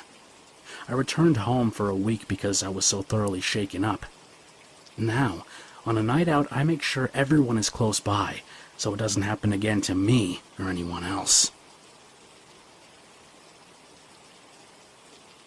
This story took place no more than 3 years ago. For a little background, I was with my then boyfriend from the UK as he'd come to visit me and my family in beautiful Colombia. We haven't seen each other for a while, so I decided to buy a couple of plane tickets and take him from one plane to another at the very next day of his arrival. I did a lot of research, since I wanted to show him a place that not even I knew, and that we could both explore together. I chose this set of islands near the west coast of the country and at least 10 hours away from my hometown. The plan was to get off the plane, take a cab to a small coastal town, and from there take a boat to the chosen island. We made it to the small regional airport on time, took our bags, and started asking around where we could take the cab that would take us to our next stop. We found a cab service that took us along with other people in a van, and after a couple of hours made it to the small fishing town. After getting off the van, we noticed that the sun was setting and no boat will take us to the island at that time, so we decided to find a cheap hotel and sleep for the night. After walking around asking in different hotels, we chose the cheapest one. It was a little gross, but we didn't care. We were all about the island that waited ahead. On the next day, after a delicious yet humble breakfast, we took our bags to the port, found a boat, and it took us to the little island we wanted to go to. Our time in the island was lovely. We were almost alone, and stayed at an eco-friendly hotel that took our breath away. The white sand beaches were clean since no more than 50 tourists were at the island at the time, and most of them locked inside a 5-star hotel that we found walking down the shore. After 5 magical days on this beautiful paradise, we were heading back. Money was running low now, and since I was the one paying for almost everything on this trip, I was struggling to keep up. We made it back to the fishing town somehow, and we still have one more day left. We searched again for a nicer hotel this time, somewhere we could actually shower and relax, and then got bored indoors. It was just too hot to stay inside, so we decided to go explore. This town was small in comparison with other Colombian cities or towns, but at the same time, quite overpopulated. More than 2,000 people lived there, and even though they all knew each other, it still felt a little crowded. The beaches in this town were not as nice as the islands, especially because the sand was dark. The ocean had brown and green-colored waters, and it was dirty, since the amount of tourists from the other small town nearby was at an all-time rise. We didn't want to bathe in those waters, and started asking around where we could go for a nicer beach nearby. Many people agreed that there was this beach called La Playa del Francis. Translated, it's something like the French guy's beach, and apparently it was cleaner, solitary, and romantic. We didn't need to hear any more. We took a simple bag with our phones, sunblock, water, towel, wallets with money, and the hotel key. I was wearing this bag as a crossbody since it was an ethnic kind of bag we use in Colombia called mochila, and it's basically one big bowl of fabric with a strap sewn or cut on opposite sides. It has no way to close up, so imagine you wearing a grocery bag but the straps are just one and it's way longer. We started walking. The sun was scorching and the sand felt like burning even through our flip-flops. I gotta admit, I was excited about exploring, but at the same time, many people warned us to be careful, that there were a lot of alleged robberies in the area. But this is an everyday thing in my country, so I didn't pay it any mind. Every time I saw a guy or group of guys, my heart would flutter. It's like having tiny little panic attacks every time you see a face coming out of the dirt roads. This was a very poor town, so I wasn't concerned about the people who looked raggedy and dirty. However, my heart fluttered here and there when I saw people, especially once the tourist area started fading out in the background and we just kept walking towards the port and more empty beaches. We noticed the sand getting cleaner, less trash, and also less people. We saw this group of guys talking, and they stopped as they saw us and stared. I tried to remain calm and tried to look as if I wasn't scared out of my mind, and asked with my strongest voice, "Excuse me, do you know how far the French guy's beach is from here?" One of them scoffed and replied, "You're a ways far. Maybe you should take a cab or motorcycle." We didn't want to spend yet more money on unnecessary expenses. I had already started using my cards since I was out of cash, so I just looked at him and said, "All right, thanks. We'll keep walking and see what happens." We uncomfortably waved and kept walking. We noticed that as soon as we left, they did also, and were talking between themselves, but it wasn't possible to hear what they were saying as they were walking in the opposite direction. We kept walking through the beach. We saw the port coming up to us, and the beach in that area was closed. We were forced to take one of those dirt roads parallel to the beach and into the neighborhoods. What we didn't know is that we were walking right into the slums. My boyfriend back then was a very cheap guy. I'm not saying everyone from the United Kingdom is, but this particular guy was. So we started fighting once I figured we were really far, but he didn't want to chip in for a cab ride. I got really upset and said, "You know what? Screw it. I've covered for everything on this trip, and I'm fed up with it. We're heading back." He started arguing, something like I already spent my money too, to which I interrupted with another snappy comment, and so on and so forth. The fight got a little heated from then on, partly because of, the intense heat, and partly because my feet hurt since it was so hot and I started walking in front of him, getting further and further away from him. As we fought, we headed back toward the beach where we'd come from, and just before we reached it, I saw this young scrawny guy standing next to a bush, right in the corner where we had to turn. I paid no mind since I was so upset and focused on fighting with my cheap-ass boyfriend. When we started getting closer, I noticed the guy was staring at us, and I just thought it was because we looked exotic, a very white, blue-eyed foreigner and the dark-skinned Colombian with the long hair. I made it to the corner first, and I was about to mutter a weak good afternoon, since it's a common courtesy in our land to do so, but the words died in my mouth as the guy quickly stood forward and jumped me. The movements were fast, and I only saw glimpses of what was happening. There was another guy, hidden behind the first one, and he also came forward, but this one went straight to my very scared and frozen in fear boyfriend. The first guy tried to grab my bag as he pulled this huge knife from behind his back. It was a long and wide silver blade, and it shone against the burning sunlight. He kept saying something like, "You fucking gringos, give me the bag." By this time, I fell on the ground. The blow didn't do anything to me, though. I was too concerned about keeping my hands around my bag, holding it tight against my chest. That bag held inside my brand new iPhone, the same I just started paying for. Thoughts raced through my head. What was my boyfriend doing? The guy kept trying to pull the bag from underneath me as I cried, "No!" And he said, "Let go or I'll cut you, bitch." I was rolling on the ground, hugging the bag as I saw the shine of the knife again, but this time it went under me and he cut the strap and held the bag as well. He yanked the bag and I stood up as soon as I could, just to see him getting on a bicycle as the other guy was blocking my ex. This made me hate him at that point. The stupid idiot was just held behind by the other guy without even touching him. He was blocking him by just standing there, and my idiot ex just stood there as if he was being held captive by some invisible box. The second guy turned to see his friend getting on his bike and rushed to do the same on another bike parked behind the bush where they'd been hiding. I didn't hesitate, somehow. I wanted to fight for that phone. It's hard to obtain such an expensive item in Colombia, and I've worked really hard for the past couple of years to get a brand new one. I was powered by pure hatred. I hated them, I hated the country, I hated the government, I hated the fact that society's conditions have created such violence and poverty and deprivation. I felt sick of it all. I wanted to bash their heads in. I wanted to be violent as well. They quickly took off on their bikes, and I took off running behind them. My flip-flops flew in the air as my first steps hit the scorching hot dirt road, and the tiny rocks cut and hurt the skin on them. I was fueled by hatred then, and I ran like I've never run before. At the same time, I was screaming.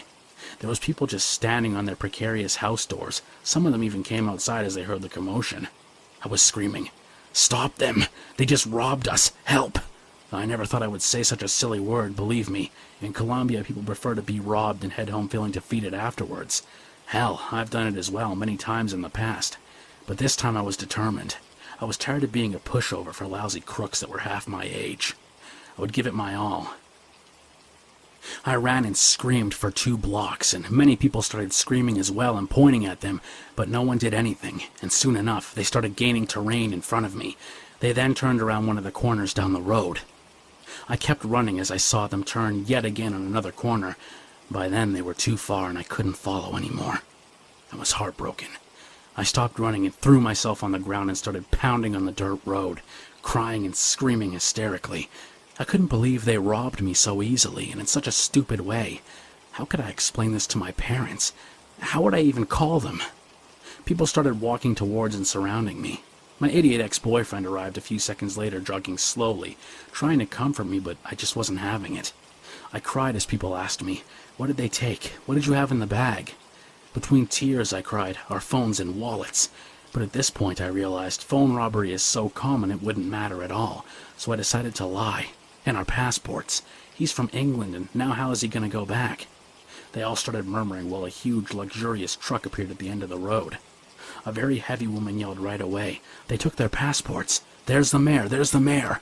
And some other lady asked, "Anyone know who it was?" And I heard another voice saying, "It was Mr. Rosario's son. I saw him." The sounds were now getting confusing. There were at least 20 people around me, trying to comfort me and asking questions. The truck slowly rolled closer, and the heavy lady pretty much jumped in front of it. She was screaming too. They took their passports. That's why we can't get enough tourists here from other places.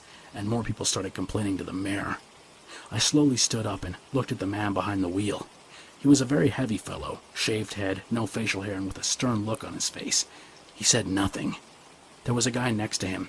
He seemed to be his secretary, and he did all the talking. He asked where we were staying at, what they took, and who it was.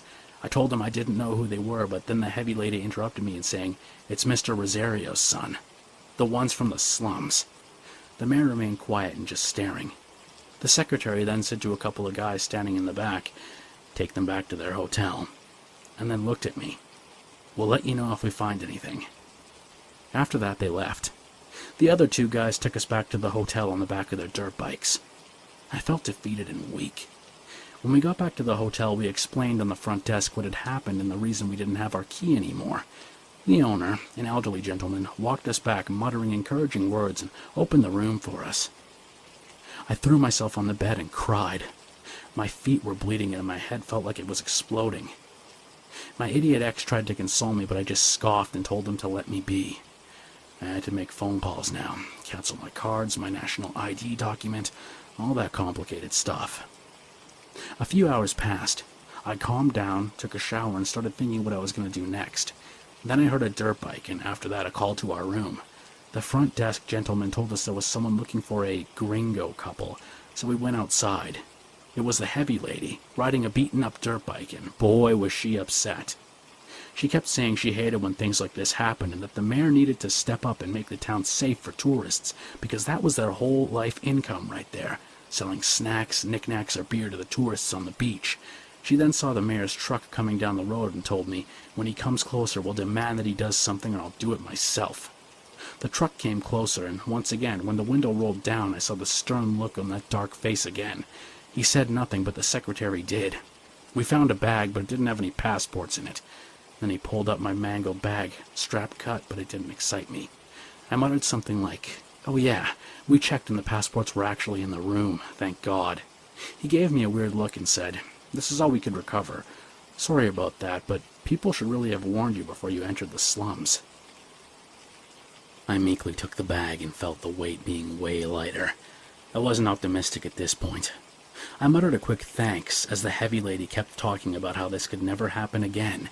This is their town and it needed tourists to come visit and blah blah blah. I just held the bag to my stomach, as if its warmth would make me stop feeling that emptiness inside, but it didn't. I then started walking towards the room again.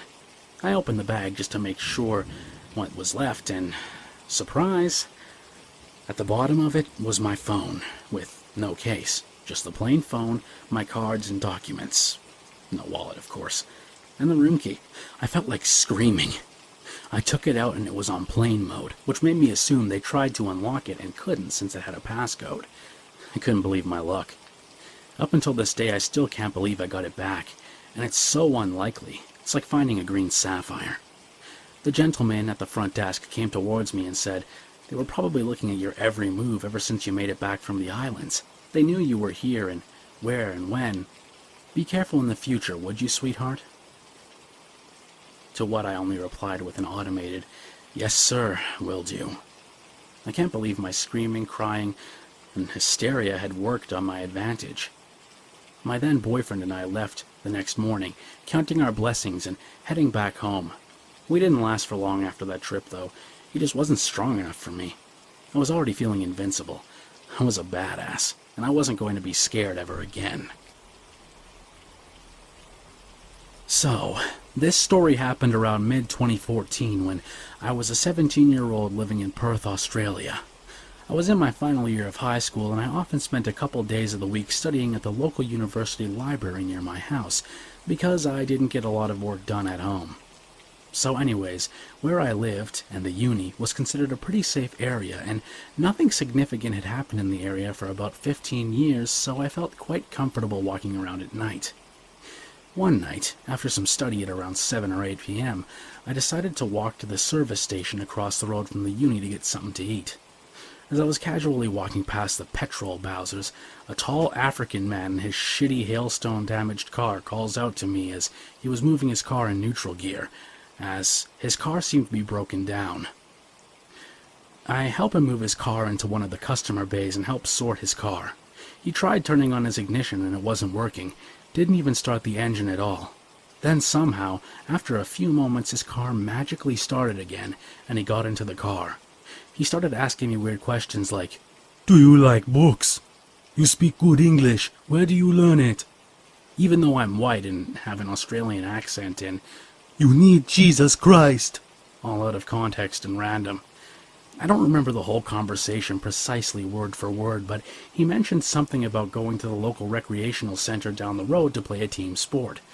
The thing was, this particular rec center down the road closes at 5 p.m. on a Saturday and is closed on a Sunday, which was really odd since he said he was going there at 8 to 9 p.m. to play sports. What made this even more creepy was the location of the recreational center being so isolated amongst a small national park. A large field, a sleepy soccer, and a farm located on university property, so it's kinda in the middle of nowhere. So pretty much going there at the time would be creepy and suspicious as fuck. I vaguely remember a pause of silence, and out of nowhere he said, "Get in the car!" At that point I froze and just walked off into the service station and just hung around there for 20 minutes before I ran back to the library in total fear. And the walk to the library is a good 400 to 500 meters through the bushes, car park, past tennis courts, courtyards, etc. Because I remember telling him I was studying at the library, I was worried he would park his car and hide amongst the bushes and ambush me as I was walking back to the library. This was probably one of the most creepiest experiences of my life so far. I pretty much ceased studying at that library for the night and just relaxed and went home. I remember when I was younger, my mother would take us to the Tides restaurant in Bodega Bay. This restaurant was, or maybe still is, a wonderful place to eat right by the ocean. There was a dock right next to the driveway, and you could hear the tide in the ocean pulling back and rushing towards the docks, especially at night when it was dark and the water couldn't be seen. It was truly beautiful. One night, I went with my mother and her friends for a birthday dinner. I was around 12 or 13 years old. I remember because I was kind of a brat then and hung out with the wrong crowd. I had a boombox that I would bring everywhere with me, and I would get bored really fast. While I was sitting there eating dinner, a really cute guy in his 20s walked by. I was pretty sure he worked at the restaurant. Of course, me being a tween who looked like she was 17 didn't help my mother at all. He probably thought I was older, or now I hoped he did. Anyways, he smiled and flirted with me, and I flirted back. He seemed extremely busy, as if there were a lot of people eating that night, and would go back and forth from the kitchen to wherever he was headed. Each time he would smile. He had chin-length feathered hair and wore a blue tank top with jeans. This was the late 70s. As we finished dinner, my mom and her friends wanted to have some coffee. I just wanted to go listen to music. The cute guy seemed to have disappeared, so I was extremely bored, as usual. My mom gave me the keys, and I went out to the Volkswagen van that she proudly drove around in. I was a bit embarrassed by the van, so I sat in the back seat with my feet up listening to music. I heard some yelling outside, and I watched as the cute guy was arguing with a girl. It wasn't that easy to see what was going on because I was hiding in the back of the van, but it looked like he had slapped her. Then she tried to go inside the back door, and he grabbed her arm and pulled her back. She screamed at him as he pulled her toward the dock. I watched, waiting for them to come out and not draw attention to myself. I was scared. Suddenly I heard a scream, a loud, terrible scream from a woman, and nothing. I was shaking all over. I didn't want to get out and run for the door because he started to come back from the boats. Alone. Right when he was at the back door to the restaurant, I started to get up and crawled into the front seat so I could go inside and tell someone. But he turned around right when my hand covered the door handle. He looked right at me. The music was still blaring on my boombox, but all I could hear was my heartbeat thudding in my chest. He let go of the back door, then started to walk toward the van. My heart raced as I locked all the doors and sunk down in my seat. He stared right at me with an angry look on his face that I'll never forget. He was about a car's length away when my mother and her friends came out of the front door. They must have spooked him, because he turned around and went the other direction as they headed toward me. I didn't say a word on the way home. I thought my mother might be mad at me for flirting with such a terrible person, so I kept quiet. Living in an area like Portland, Oregon, you learn to expect a certain amount of weirdness taking public transit. Being a woman living in any major city, you expect to, at one point, likely more, in your life encounter perverts or creeps. It comes with the territory, even if it shouldn't happen at all. This encounter happened a few years ago, but I still remember it. It changed my behavior when wandering alone at night, which is significant for me since I'm an introverted night owl who prefers graveyard shift and shopping at 24-hour stores. In 2008, I was working at a call center, and my shift at the time had me clocking in at 7 p.m. and leaving at 4 a.m. Most nights I would usually leave with a couple of friendly coworkers, and we'd wait for the Blue Line train to roll through, usually only a 10-minute wait on a weekday. At that point, all but one would part ways with me. Most of my coworkers lived closer to Gresham, and at the time I lived in Hillsborough. We were pretty good acquaintances by proxy of being on the same team and taking the same train, but not quite friends. She lived further down the road than I did, so she usually sat with me until I got off. It was sometime in July. I forget the specific day, but it was hot enough even after dark that I opted to go to work in a spaghetti-strap top and shorts rather than my usual t-shirt and jeans. The call center was casual dress, doubly so for graveyard shifts since our manager didn't care what we did as long as it didn't get back to upper management or HR. That night, I was alone for the walk to the max since half my team had called in, my train buddy included. I didn't think much of it, aside from being pissed off and exhausted from the extra workload. I suspected they had all bailed to attend a party a coworker had advertised the week before. When my train came by, I honed in on a deserted section and claimed a forward-facing seat by the operator terminal, intent on ignoring the world and catnapping my way home. Someone getting on with a bike jolted me out of my daze because of the obnoxious clattering they make when people position them on wall hooks. Apparently, scowling is considered a form of flirtation because the bike's owner made eye contact with me, smirked, and sauntered over to take a seat right across from me. It made me even more irritated because the car was deserted aside from two people on the opposite end. I ignored him and stared out the window, longingly waiting for my stop.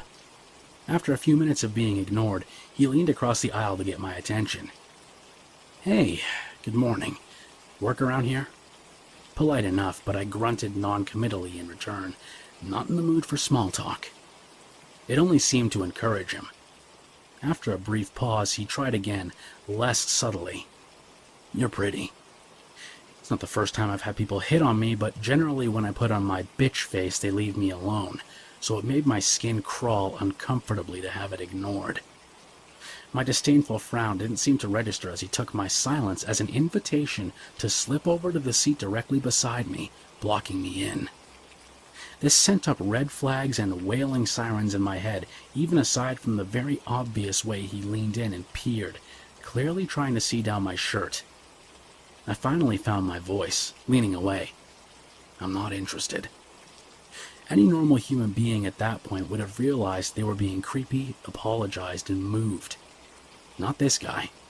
This guy smiled, reached into a pocket, and pulled out his phone. I was prepared to physically kick him out of the seat if he pointed the camera at me, so I was struck dumb for a minute when he calmly asked, "What's your number, sweetie?" It was as if he wasn't registering my reactions as unusual. Before I could think to respond, he glanced at me expectantly. "By the way, where's your friend tonight?" My blood ran cold, and I felt a little panicked at realizing he'd clearly watched me previous nights, but I didn't recognize him as I'd come to recognize other regulars on the morning trains. Seeing his stop coming up, I stood abruptly. "This is my stop." That finally made him frown, but he switched back to his original seat without comment at having me loom over him. I'm 5'7" without heels. The second there was enough room to move without touching him, I made a beeline for the nearest door, not caring that it was still a good 3 stops from where I needed to be. I was in such a rush to get away from the uncomfortable situation that I didn't register the sound of someone taking a bike off a rack. I intended to just wait for the next train, but as I was walking towards the kiosk to look at the schedule, I finally noticed the clicking sound of bike gears behind me. Too afraid to draw attention to the fact I'd been lying about my stop, I stared straight ahead and kept walking. The platform was deserted, so I knew it'd be a while before the next train came by in either direction. The stop was one I wasn't familiar with, but I recalled that not far from it was a shopping center and a few apartment complexes. I walked purposefully and tried to pretend like I hadn't noticed I was being followed. Since he made no more advances, I got the sick feeling that he intended to follow me home. I stuffed my hands into my pockets to feel for my phone and a small pocket knife I keep out of paranoia for just such a situation. I thought about calling 911, but since nothing physical had happened yet, I knew they wouldn't take it seriously and didn't want to provoke him with such an obvious gesture.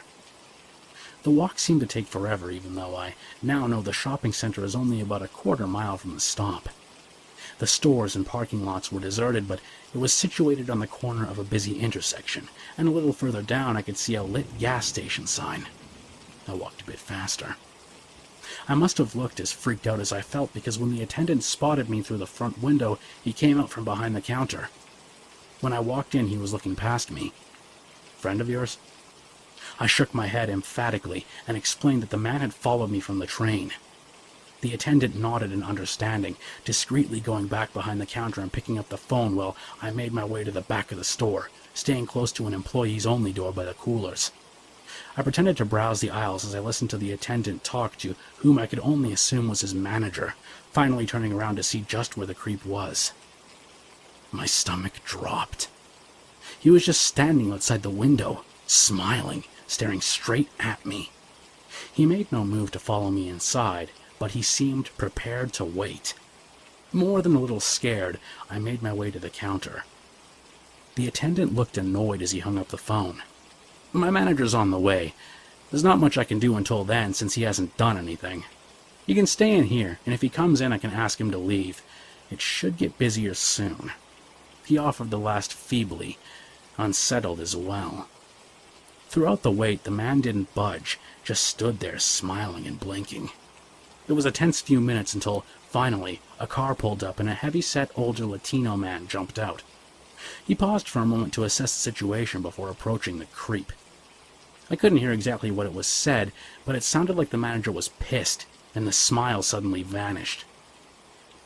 I thought I was going to be sick from relief after a few brief moments as the man hopped back on his bike and pedaled off. Shaking a little as the adrenaline began to wear off, I thanked them both and explained what had happened on the train. The manager offered to drive me home. Stranger danger on high alert. I declined. I did accept an offer to walk me back to the Max station, and he waited with me, keeping an eye on the platform, until the next train came. I made it home without further incident, but I was jumpy and paranoid at passing bikes for a good long while afterwards. I stopped going out at night and instead tolerated sleep deprivation on my weekends to shop during the day. After my train buddy heard what happened, we exchanged numbers, and we let each other know when we'd be calling out sick. I never quite felt secure in my home or at work after that, wondering just how long that creep had been watching without me or my coworker noticing. I declined to renew my lease when it came due, and had a coworker with a car help me move. Shortly after that, I quit work and found a new job on a bus line. When I was 19, I went to school to get certified in a certain medical field. I was engaged to my now husband, and we would be getting married in the next year. Classes were held at night, and the first night I found a seat in the back at a table. Seated at this table was a man in his early 40s. His smile was friendly, so I sat a couple seats down from him. He introduced himself, and we exchanged pleasantries. For the first few weeks, all was fine. We would partner together in class on assignments, and we were both good with the material, so we would get good grades. One night, we were in class and he started complimenting me. My hair, eyes, nails. He touched my hand as he complimented my nails, and I started feeling uncomfortable. I said a simple thank you and ignored anything else he said. As the weeks went on, he began saying inappropriate things about my fiancée. He would say that he would love to challenge him in a fight to see who won, though he knew he would. At this point, I started to distance myself and sat at a different table. One night on a break, he invited me to dinner at the most expensive restaurant in town. He said he would love to take me back to his house after and have some drinks. He said I should leave my fiancée and travel with him. He bragged about the amount of money he had. I reminded him I was engaged and these comments were inappropriate and to stop with them. He laughed it off like he was joking but said okay, that he didn't want to make me feel uncomfortable. The next few weeks, anytime we saw each other, only school-related topics were discussed. I felt at ease again and figured he was just a man trying his luck with a younger woman, and I'd put a stop to it. On the last night, we had a pretty difficult final test and we were allowed to leave after. I was the last to finish and was happy I aced it. In our class, we would walk out the back door to the parking lot. The instructor left through the front door that led to a hallway. I don't know where he was going, and I left out the back. Outside waiting for me was the creepster. "I'm not letting you walk to the car by yourself," he said with a smile. "Oh, I'm okay," I said back. "Come on, I'm parked next to you anyway." At this point, I had no other option. The parking lot was empty save for our cars, and the back door locked from the outside when it shut. I walked, making small talk about the test, trying to get to my car and get it unlocked. When I got there, his car was one space over from mine. His driver's side door was facing my driver's side door. He opened his door first and sat in his car. I had to squeeze past to get to mine. A mistake on my part, but he wasn't leaving first. "Your butt looks incredible in those jeans," he said, his voice low and sending shivers down my spine. "That's inappropriate. Can't take a compliment. I think you need a spanking."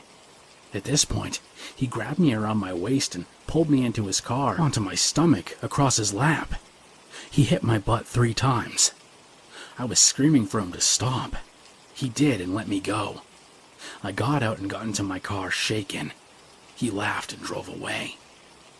I never told anyone. My fiancé was already angry with the inappropriate comments. I knew if I would have told him, he would have literally hunted this guy down and probably got himself into heaps of trouble. It doesn't end there, though. I used my certification in that field for a little bit and decided it wasn't for me. A couple years later, I applied for a job as an office assistant. I was called in for an interview. When I went into the interview room, there he was, sitting smiling at me. It was a position to be his assistant. Apparently, he'd worked at this place as a director for years and was currently using his certification for a side job. I didn't even finish the paperwork. I left, not before hearing him tell me how much he would love to have me as his assistant, though. It was about 6 years ago. I haven't seen him since, and I prefer to keep it that way. As you can tell from the title, this Let's Not Meet is a bit of a throwback. 2006 to be exact. This is about my encounter with a guy I met online named Jared. I have no idea how he came across my profile on MySpace because we had no friends in common, but he messaged me wanting to know about me. I saw that he only lived 45 minutes north of me, and I remember thinking he was very attractive, saw that we had a lot of the same interests, and found his statuses hilarious.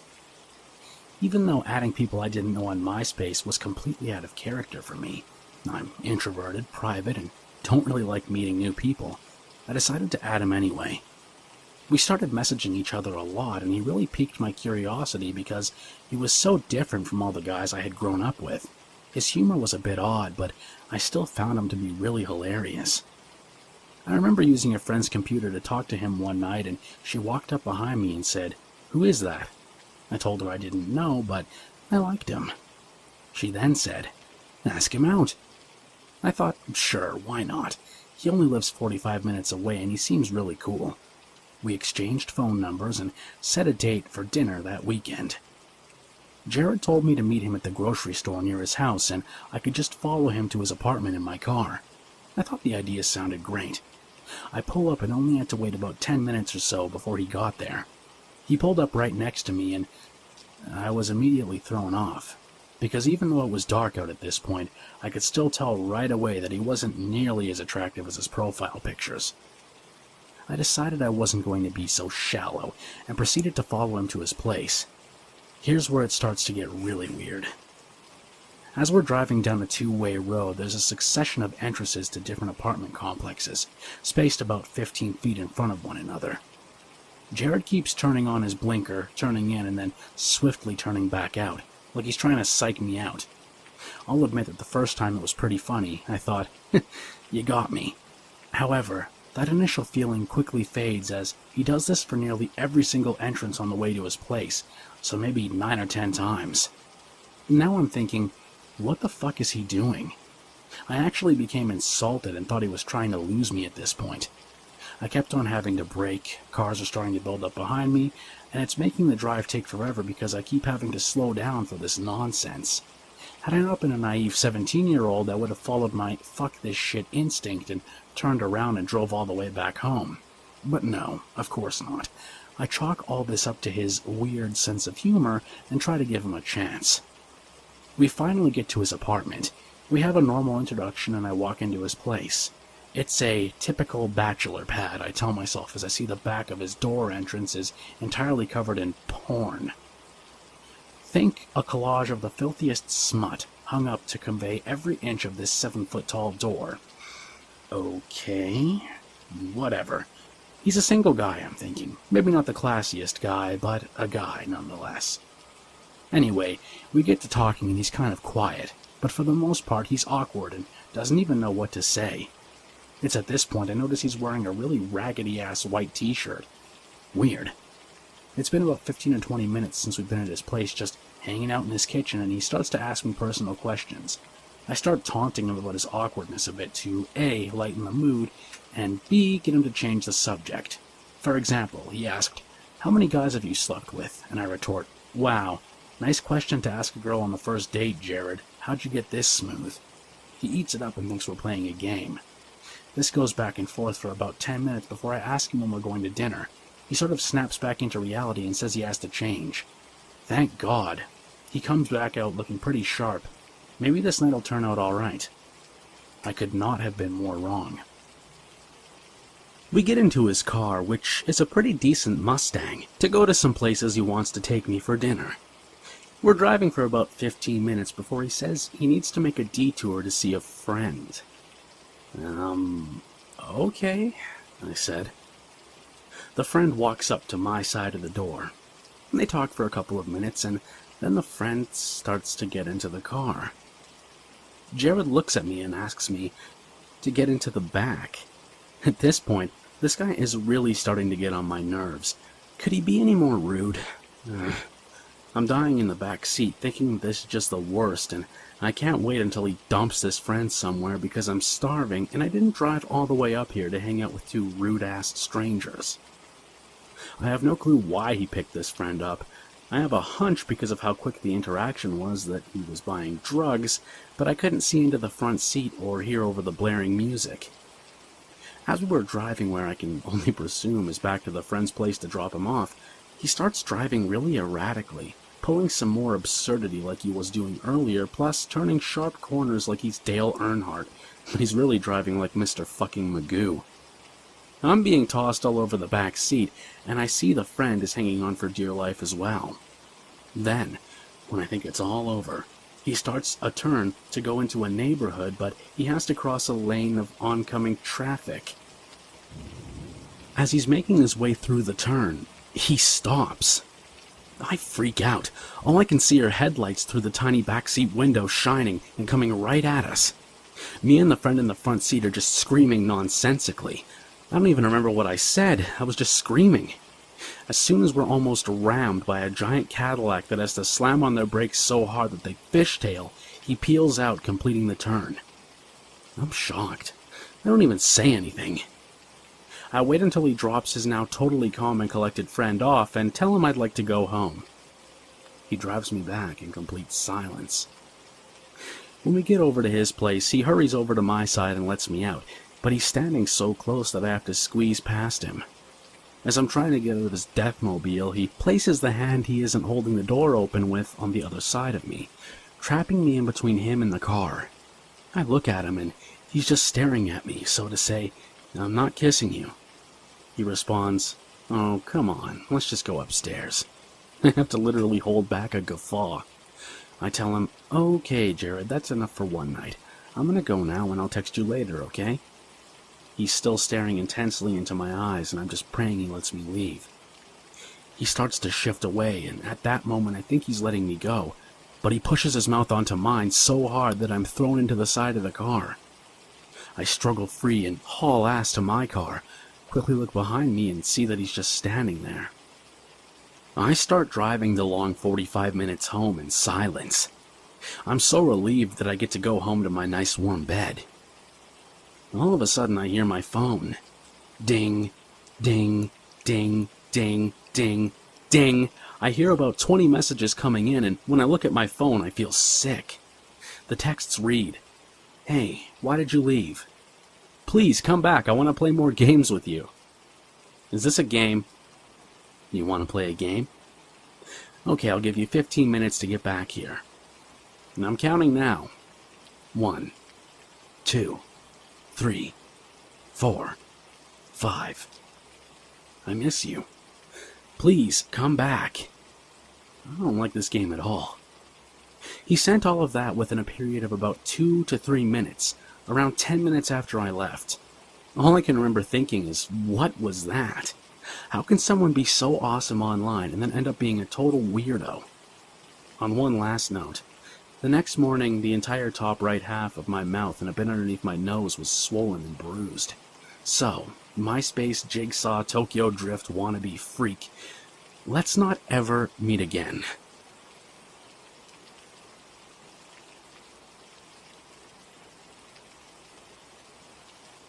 My stepfather is an idiot. He's an ex-alcoholic drug addict who is heavily involved in several Catholic churches and the local AA community. AA standing for Alcoholics Anonymous, for those who don't know. The drugs and alcohol must have seriously fried his brain because he still has really bad judgment and decision-making skills, especially when it comes to people. He's brought so many sketchy people into my life. Thank God nothing serious happened. I get it. He's trying to help others who are struggling with the same battle he went through, and maybe he is making a difference in some people's lives, but he's been bringing these kind of people into my life since I was 4 years old. Some of them even lived with us for a while. I had kids young. I was 20 when I had my son, and 23 when I had my daughter. When my son had his first birthday, my stepdad and mom retired. My mom had me when she was 40, and decided to travel, going on mission trips with their church and moving to another state. They started working with this Catholic organization that specifically helps people who struggle with alcohol and drug addictions.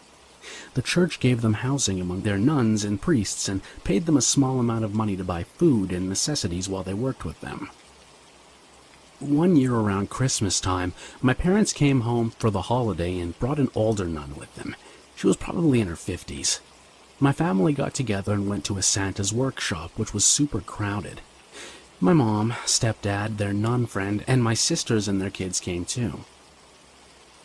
My daughter was about 6 months old, maybe less. She's a beautiful red-headed baby. I've received many comments from family and strangers on how beautiful she and her red hair are, and probably have a few other stories of people who don't understand personal boundaries regarding children. The nun was immediately taken by how beautiful my baby is and kept touching her, talking to her and wanting to hold her. It was immediately uncomfortable because this was my first time meeting her. Also, she wasn't acting this way with any of the other children that were with us. My son, who was a 3-year-old at the time and has since been diagnosed with ADHD, was a handful and running all over the place, getting into everything. It's so hard going places with him and her without their dad. He didn't come with us because he was most likely working, so I think I was distracted because my son was getting into something he wasn't supposed to, and I let go of the stroller for a second, and this nun immediately took it. She told me she would give me a break, and since she was a friend of my parents and my family was all around us, I decided to let this nun push my daughter in the stroller. Another incident happened where my son was getting into something and I was distracted, again, for less than a minute, when I turned back around and the nun and my daughter were gone. I freaked out and my whole family was still around me. No one knew where this nun went. She didn't say anything to anyone about leaving. My family and I immediately began looking everywhere. Luckily, there were so many of us, and we found the nun at the front of the building right near the exit. It was terrifying. When we found her, she just said she was taking my daughter on a stroll. I decided to leave right after that happened, and so did everyone else in my family. Luckily, I haven't seen her since. So basically, one night about 2 years ago, me and two of my girlfriends were driving home from getting Mexican food.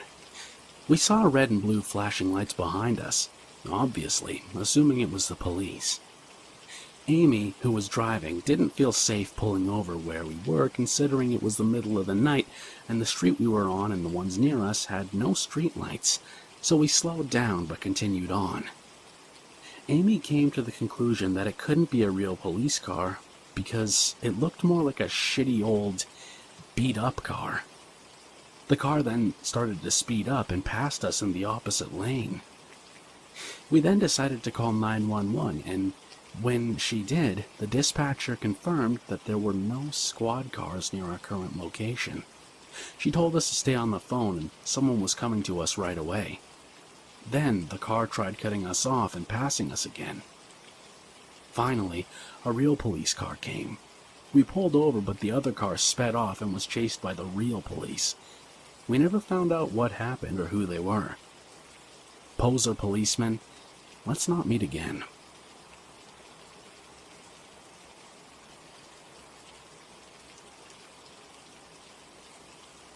This happened about a year ago. A little info about myself. I'm a 19-year-old female. I'm also very small. I'm 4'11" and weigh 95 pounds soaking wet. And no, I don't have an eating disorder. My 11th grade year of high school is when this event took place. It was within the first 2 weeks of school and I was a bus rider. We had a new bus driver. Me, being a very social person, I always thanked him for his service and was super nice to him. And I believe that's where I messed up. One day after school, I was riding the bus. I was always one of the first to be dropped off, so when I realized I'd been on the bus for an extra 10 minutes, I was a little curious and just chalked it up to the fact that bus routes get changed all the time. At this point, I've been on the bus for about 30 minutes, and there are 2 kids left on the bus, an old friend of mine and of course myself. This friend of mine lived in a very remote location and there was absolutely no cell service out there, so when we dropped her off, I couldn't call my parents to let them know what was happening. As we were leaving this area, the bus driver pulls into a cemetery and told me to look out my window. When I did, I saw a baby deer torn to shreds. My whole body went into shutdown mode. I didn't know what to do. My initial reaction was to pull out my phone and call my parents, but then I remembered I had no signal. I immediately got up and ran to the back of the bus. Keep in mind, I'm the only person on there. We sit by that deer for a good 10 minutes, and the whole time I'm in the back, and my blood is absolutely boiling. It took everything in me not to run off that bus and look for help. When we started to leave, he just started talking about random stuff, like how he loves his wife and loves his new job as a bus driver, the whole time barely paying attention to the road. I get on my phone and go to Google Maps. Thank God they work even without service. I realized that my house was 15 minutes from where we were, and I was super excited to be going home soon. Boy, was I wrong. This jackass then decides to take a shit ton of back roads and keep talking to me. The whole time I'm sitting in silence with no service on my phone. So about 20 or 25 minutes later, I start seeing landmarks that are around my neighborhood. I look down and there's service on my phone. I immediately call my dad. He doesn't answer. Not even 2 minutes later, we pull into my neighborhood and he drops me off at my house. I wanted to run, but for some reason, I stood in my yard and stared at him, frozen in fear. Eventually, he pulled off, and when he did, I took off running into my house. My parents were in the room freaking out about where I was. My mom started grilling me about where I was and what I was doing. On a normal day, I would get home at like 2:30, so my mom was very upset seeing as it was around 4:45. My dad's phone was dead because he tried to call so many times. I began to cry and tell them everything that happened. My dad was furious and called my school and used my mom's phone to record the whole conversation between my dad, the principal, and myself. My principal was extremely pissed off about what had taken place, as was my dad. My mother was just cuddling me and asking if I was okay and if anything else happened. I didn't go back to school for about 2 days. There was no formal investigation. The school handled it themselves. The bus driver denied everything, and when they checked camera footage, they found the camera happened to be covered by a sticker or something of the sort. Thankfully, nobody believed the bus driver, and he was fired, and I haven't ridden a bus ever since. I know this isn't as creepy as some of the stories on this subreddit, but it's my only one, and it's still the most bone-chilling experience I've ever had. This is my first time posting, and it's by far the weirdest thing to have happened to me. This all took place around 2 years ago. I was 17 at the time, living in northern England. For some background, my mother is a single mother because my dad left before I was born. She works very hard, and in the whole 17 years leading up to this point, it was always just me and her. She'd never had a boyfriend or anything like that. But just before my 17th birthday, this is what happened. It wasn't long before Christmas, and my mother had told me she was speaking to one of her old friends from school on Facebook and was going to ask him to come around for some food and catch up. At this point, I had no male role model in my life whatsoever, so I can't say I wasn't a little excited myself that my mother had finally met someone after so long. On the day he came round, I was out most of the night because my mother had bought me 2 tickets to see 50 Cent for me and a friend as an early Christmas present, so we went and my friend stayed over after. This is when I first made contact with the man I'll call Dan. So he stands up, shakes my hand, and tells me he's heard a lot about me and all seems good. He even brought us food and convinced my mom to give me another early Christmas present, so I liked him already. If only I knew then what I know now. So now that you're all caught up, that happened around November, so fast forward to January, which is when my birthday is, and I was turning 17. Now this had already started to feel a bit weird to me because Dan had already moved into my house, but I just thought he might have been struggling. Even though he always went on about how he worked offshore on the oil rigs, he had 3 houses that are all up for rent and etc. So you would expect him to have a fair bit of cash, but he never seemed to have any. So anyway, my 17th birthday comes and I asked my mom if I can have a party just messing with her because it was obvious she'd say no. And she did. But then Dan overhears and convinces her to let me, and they'll both stay so it doesn't get out of hand. So I invite my friends over and we're having a good time, and I'm really starting to like Dan even though I only had known him for a short amount of time, but he seemed to understand what it's like to be my age. So the party's going good and everyone's enjoying it. Then Dan sits in the front room with us. This is where it started to get a little off. I'm the funny one in my friendship group, so I made my friends laugh quite a lot, but Dan didn't really seem to like it.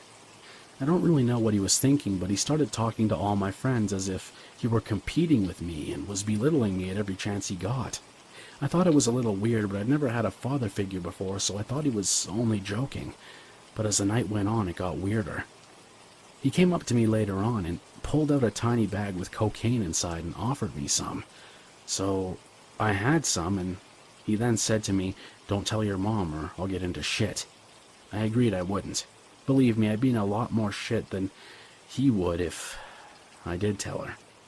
So anyway, Dan got more and more drunk and then started to like my friends more than I did and made a comment to one of my friend's girlfriends, who was 16 and he was in his late 30s, asking if she wanted to go upstairs, and she said no, and came up to me asking what the fuck his problem was, and I shook it off again, saying he's just messing around. So the party's over. It's a few days later and Dan is acting really weird, not to my face but behind my back. For example, my mom would ask me to wash the dishes or clean my room, and Dan would say, "Don't worry about it, just leave them. You go out and I'll do it."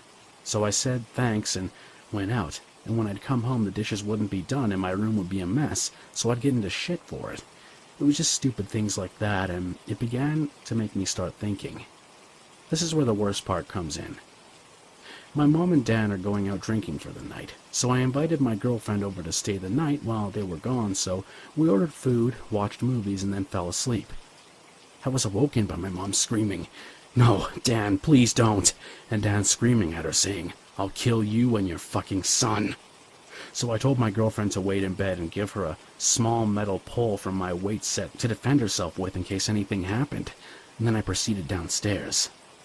When I got downstairs, it was crazy. There was a hole straight through my TV, the glass cabinet had been smashed, and Dan had my mother by her arm, screaming in her face that she's no good and loads of other horrible things. So I shout, "Get the fuck off her." They both freeze, and then calm down, and straight away he says, "I didn't hit her. Do you really think I'd do that?" in the calmest voice ever. So I did what any mature teenager would do and punched the cunt straight in the nose. But obviously, he has muscles bigger than my waist. I'm not the biggest of mammals to populate this planet, so he just tackles me to the floor and punches me. And then all of a sudden someone bangs on the door, but they didn't stop to wait and see if anyone replied. It was just repeated until Dan finally answered the door. My next-door neighbor was there with a pole in his hand, and he said, "Have you been fucking hitting her?" And Dan was extremely calm again and says, "What are you talking about?" I then stand in the doorway behind him, bleeding from my nose, and my next-door neighbor drags him outside, and they both start fighting on the front garden. And Dan had been hit by the pole, so he was bleeding from his head and had blood spewing down his face. The police then arrived. My neighbor obviously called them before he started swinging poles around, which was a smart move. Dan was then arrested, and my neighbor also got taken to court, and my mom, get this, stuck up for Dan. But she was obviously just scared, so I made a statement to the police because God only knows what he would have done if my neighbor hadn't have come. So Dan's now in jail. There's no story about it as proof, but I'm just hoping you'll believe me. The weirdest part about it all is that my mom and I talked about it a few months later, and she said he never had any money. He didn't have 3 houses. He lived with his mother and had lied about it all. He was just living off me the full time and had spent a lot of our money.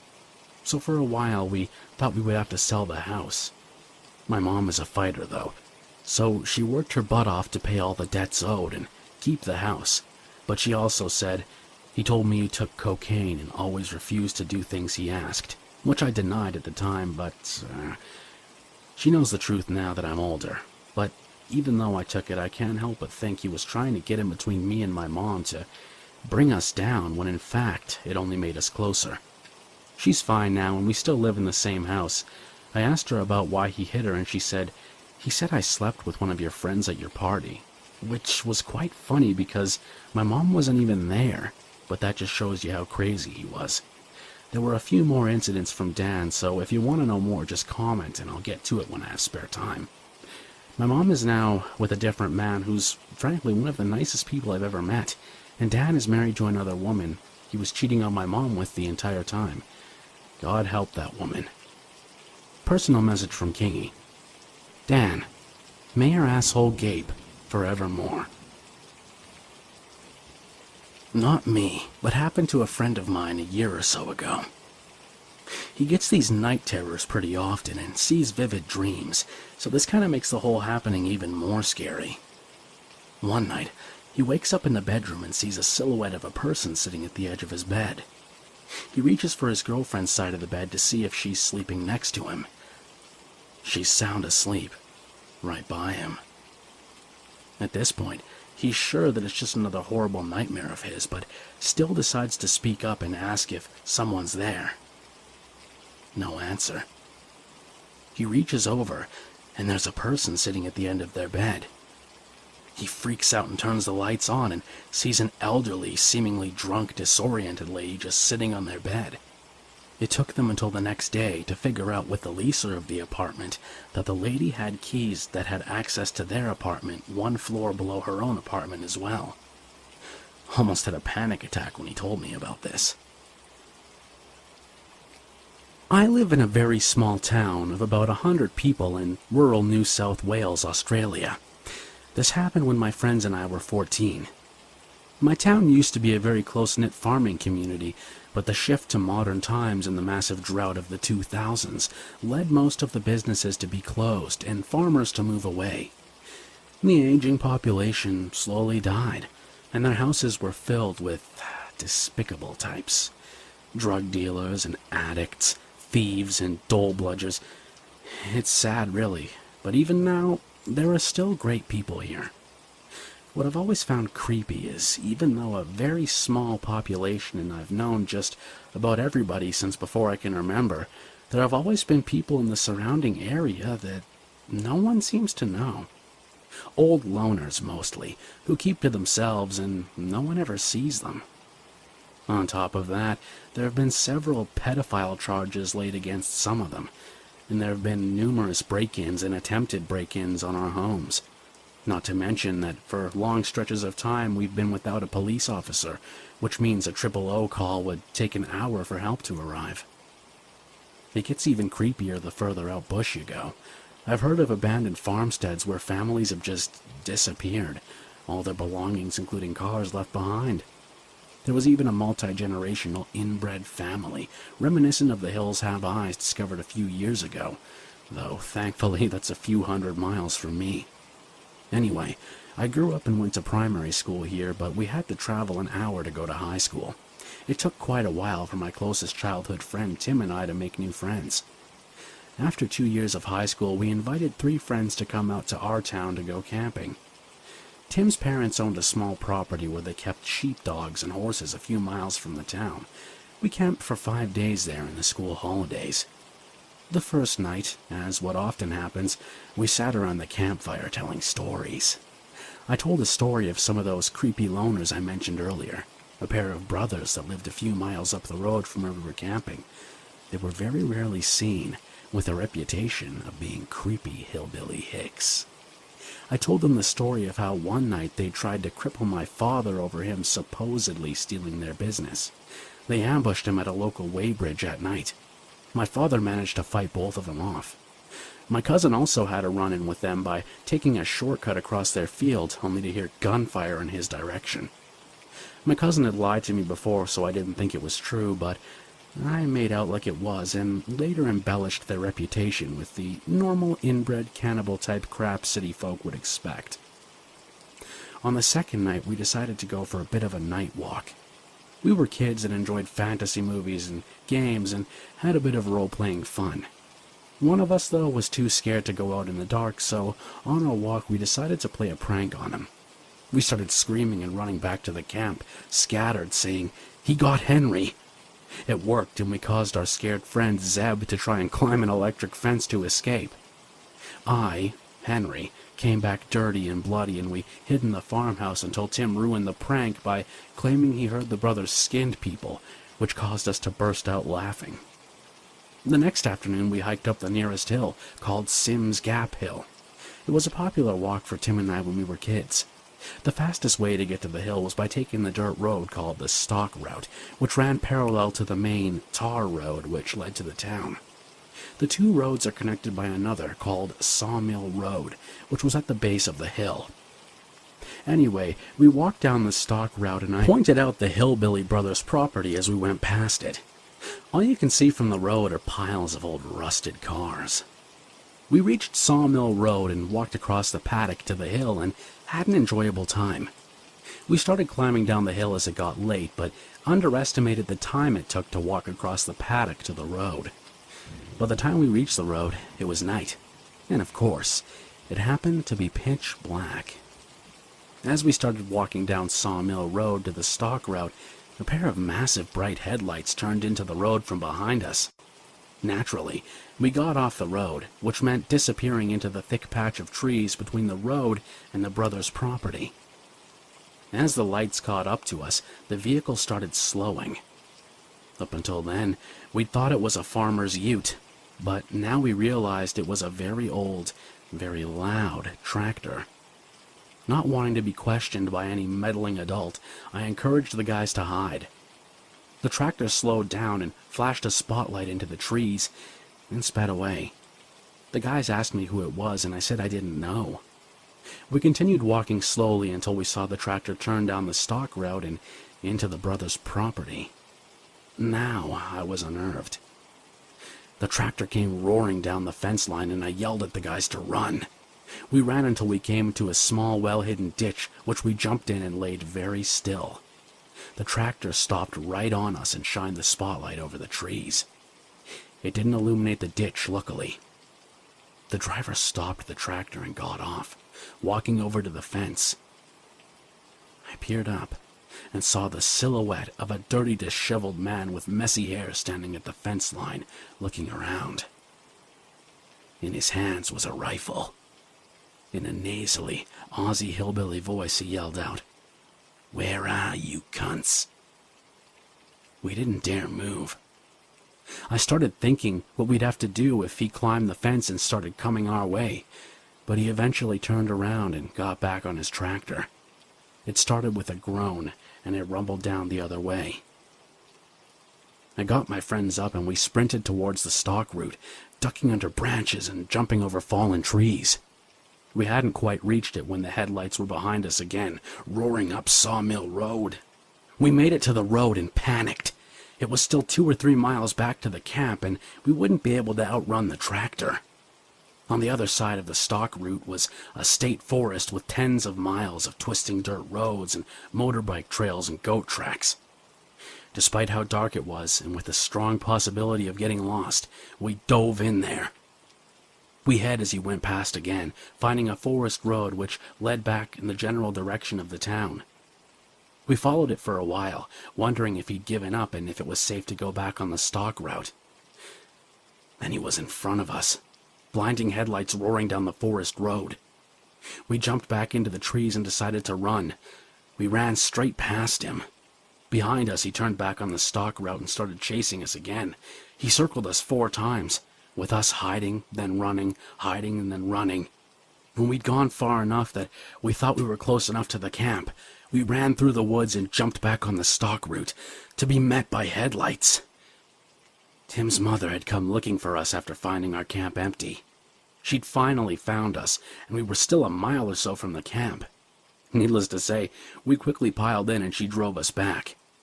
We told her what happened, but she and my parents just said they're weird people and to stay away from them in the future.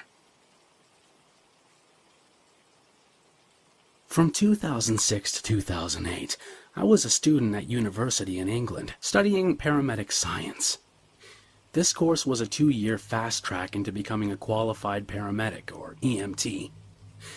The course involved placements at various points throughout both years. First, we spent an evening and night in a dispatcher's. I'll never forget some of those calls, like a man waking up in bed next to his wife who died during the night. Next, we were stationed with the Patient Transport Service, taking patients to their hospital appointments when they couldn't get there alone. Finally, after a good 6 months for the opportunity, it was time to spend a prolonged placement with the 999 crews. You could choose a couple of preferred locations, and I was fortunate enough to be given the ambulance station close to my home. So I moved back to my parents' house that winter for a full term, leaving my university buddies behind. In hindsight, I wish that I hadn't, because it turned out to give me far less interesting experiences. The station was Buxton, Derbyshire. Google map it. It's middle of nowhere territory. It's also 45 minutes from the nearest hospital, so you better not get hurt badly up there. Only people did. One evening, we respond to a call where a guy's come off his bike on the Cat and Fiddle Run. It's named after a pub by the same name on that road, which passes over the Pennines Mountains. Bikers love to bomb it up and down. It's notorious. The guy broke a brick wall with his body. Legs were over his shoulders. We took him with blue lights to the aforementioned hospital. I don't think he survived. This is where things got messed up. We turn out of our hospital, travel maybe half a mile, and get flagged down by a pedestrian. She shouts through the window that someone has been beaten, badly. We later find out that this was the case of somebody bumping into somebody else at a bar, nothing more. At that exact moment, a guy in a red t-shirt stumbles out from a side street and collapses in the road. I had been in the rear passenger seat of the patient compartment, my mentor and a technician riding up front. They get out before me to help him, whilst I open up the side bay. Stupidly, I climb out as my mentor helps him in. That's the point at which I notice two things. He isn't wearing a red t-shirt. He's topless and saturated head to waist in his own blood. And there's a mob of people heading straight at us. Maybe 10, maybe 15. I forget. I'm still outside the ambulance and pretty much frozen in terror. I'm only 19 at this point and a pussy. This was 2007. Thankfully, my mentor hauls me inside and locks the door instantly. She then turns to me, asks if the rear door is locked, and it's not. They open it from the outside. My mentor pushes them back, and I couldn't believe it, heckles them, telling them to pick on a group of people and not just one man. She then manages to lock the door. What happens next will stick with me forever. And clearly, as I'm telling this story, nearly 10 years on, they begin to try and flip the ambulance. Meanwhile, another guy starts hammering the side window, shatters it, cuts himself wide open with blood everywhere, but keeps going. They were animals. There's a window between the rear and front cabin. We see a police car approaching. He doesn't stop and continues straight past. Please, give UK cops guns. I don't blame him for not stopping. Only later did I find out that the keys were still in the ignition, but nobody had attempted to enter the cabin through sheer luck. Anyway, crazy bloodthirsty hooligan mob, let's not meet again. Now, P.S. After this I finished my course and went off and became an English teacher instead. The number of dead bodies I saw in my time there was enough to haunt me for life. To all you brave service folk, I commend you. Good evening, all. You may remember me from the bloodthirsty mob surrounded our ambulance thread. I thought I'd share my other Let's Not Meet experience, as it's a doozy, and the reason that I wanted to become a paramedic in the first place. The night I'm going to talk about was nearly the last night of my life, and I gained a strong belief in fate after it. It's nearly August 2004. I'm 17 years old and working a late shift at McDonald's, one of my first part-time jobs. It's Saturday, and my best friend, with whom I had just started to go out with drinking, is disappointed because I'm at work. The shift is unusually quiet. At 7 p.m., the manager declares that one of the newbies, myself or another guy, can go home. It comes down to a coin toss, which I win. I know that this sounds dumb, but that coin toss nearly cost me my life. I immediately hop on a bus home, shower, change, and set off to meet my friend. We go to a student union bar on the outside of Manchester. In 2004, we were still enjoying the golden age of extremely lax ID procedures and easily got into the bar on fake ID cards from the internet. We get a little too drunk. I was so irresponsible at 17, we'd mix shots of whiskey, vodka, etc. all into a glass, then down it. Whilst fucking about on the dance floor, I knocked a guy's drink out of his hand. He started to blow up and I promptly walked away. His friends kicked me in the back as I did so. I later learned that he had been kicked out after throwing a bottle at my head, which missed me, so I had no idea it even happened. We left the club, which led out into a passage beside the college it was attached to. This passage fed through onto the busiest road running through our town, but it was 2 a.m. and dead quiet. By this point, my buddy had bumped into some old friends from our high school and didn't notice me break away from the group. There was a petrol station directly opposite, where we would always get sandwiches for the munchies. At this point, my memory is a blur of what could be memories or bits of eyewitness accounts that I've constructed into false memories, so I'll tell it as if I were seeing it now for the purpose of clarity. I was drunk off my face. I walked/jogged towards the garage. A car came from the car park adjoining the passage. It was long, the path, so it easily cleared the car park and got out onto the road before I got there. And as I stepped out onto the road, this car had, unknown to me, accelerated to 30 miles per hour and struck my right leg as I placed it forward on the ground. This is incredibly important to the story and my survival. First, about that car. Oh God, how I was lucky that I was dealing with a chump from the club. He had a typical look-at-me modified car with a low bumper. It was nearly touching the pavement. This resulted in my foot being scooped up. A regular bumper would likely have buckled and shattered my ankle at this angle, so I'm told. So, it hits my right leg. I'm in the middle of a stride, and this saves my life. The car instantly snaps both bones in my lower leg, but crucially, it spins me like a coin on its head around, the side not over the bonnet and roof. I break 2 ribs in my right side as I hit the bonnet, and I puncture a lung, too. My right forearm impacts the passenger side window as I'm flipped around the car, and the glass destroys my arm. I later see in hospital that it was akin to taking an ice cream scoop down to the bone. I bounced off the car and onto the road at this point. My landing couldn't have been any more unlucky. I land on the shattered fragments of window and essentially roll across a lake of glass, shredding my arms. I don't honestly know if I remember this. Writing this story, I get fragments of super realistic memories, but it's like my mind saying hell no and recalling them before I can properly picture them, and it makes me feel sick. I guess that's regression for you. My best friend at the time called my parents and an ambulance. I spent 14 days in hospital, had emergency surgery to repair my leg, cosmetic surgery on my arm, and my leg now contains a titanium bar that's great fun at airports, but apart from some late-day tingling, I walk and run normally. I had a fantastic surgeon fix my arm without the need for skin grafts, too. You might be wondering, why is this on this sub? The driver of the car was Mr. Bottle Thrower. The whole bunch of people outside the club later gave statements that he'd accelerated and swerved intentionally into my path. His girlfriend was riding up front and was covered in my blood. What a lovely bloke. He went to jail, but I don't know how long for. I moved to the south of England several years later.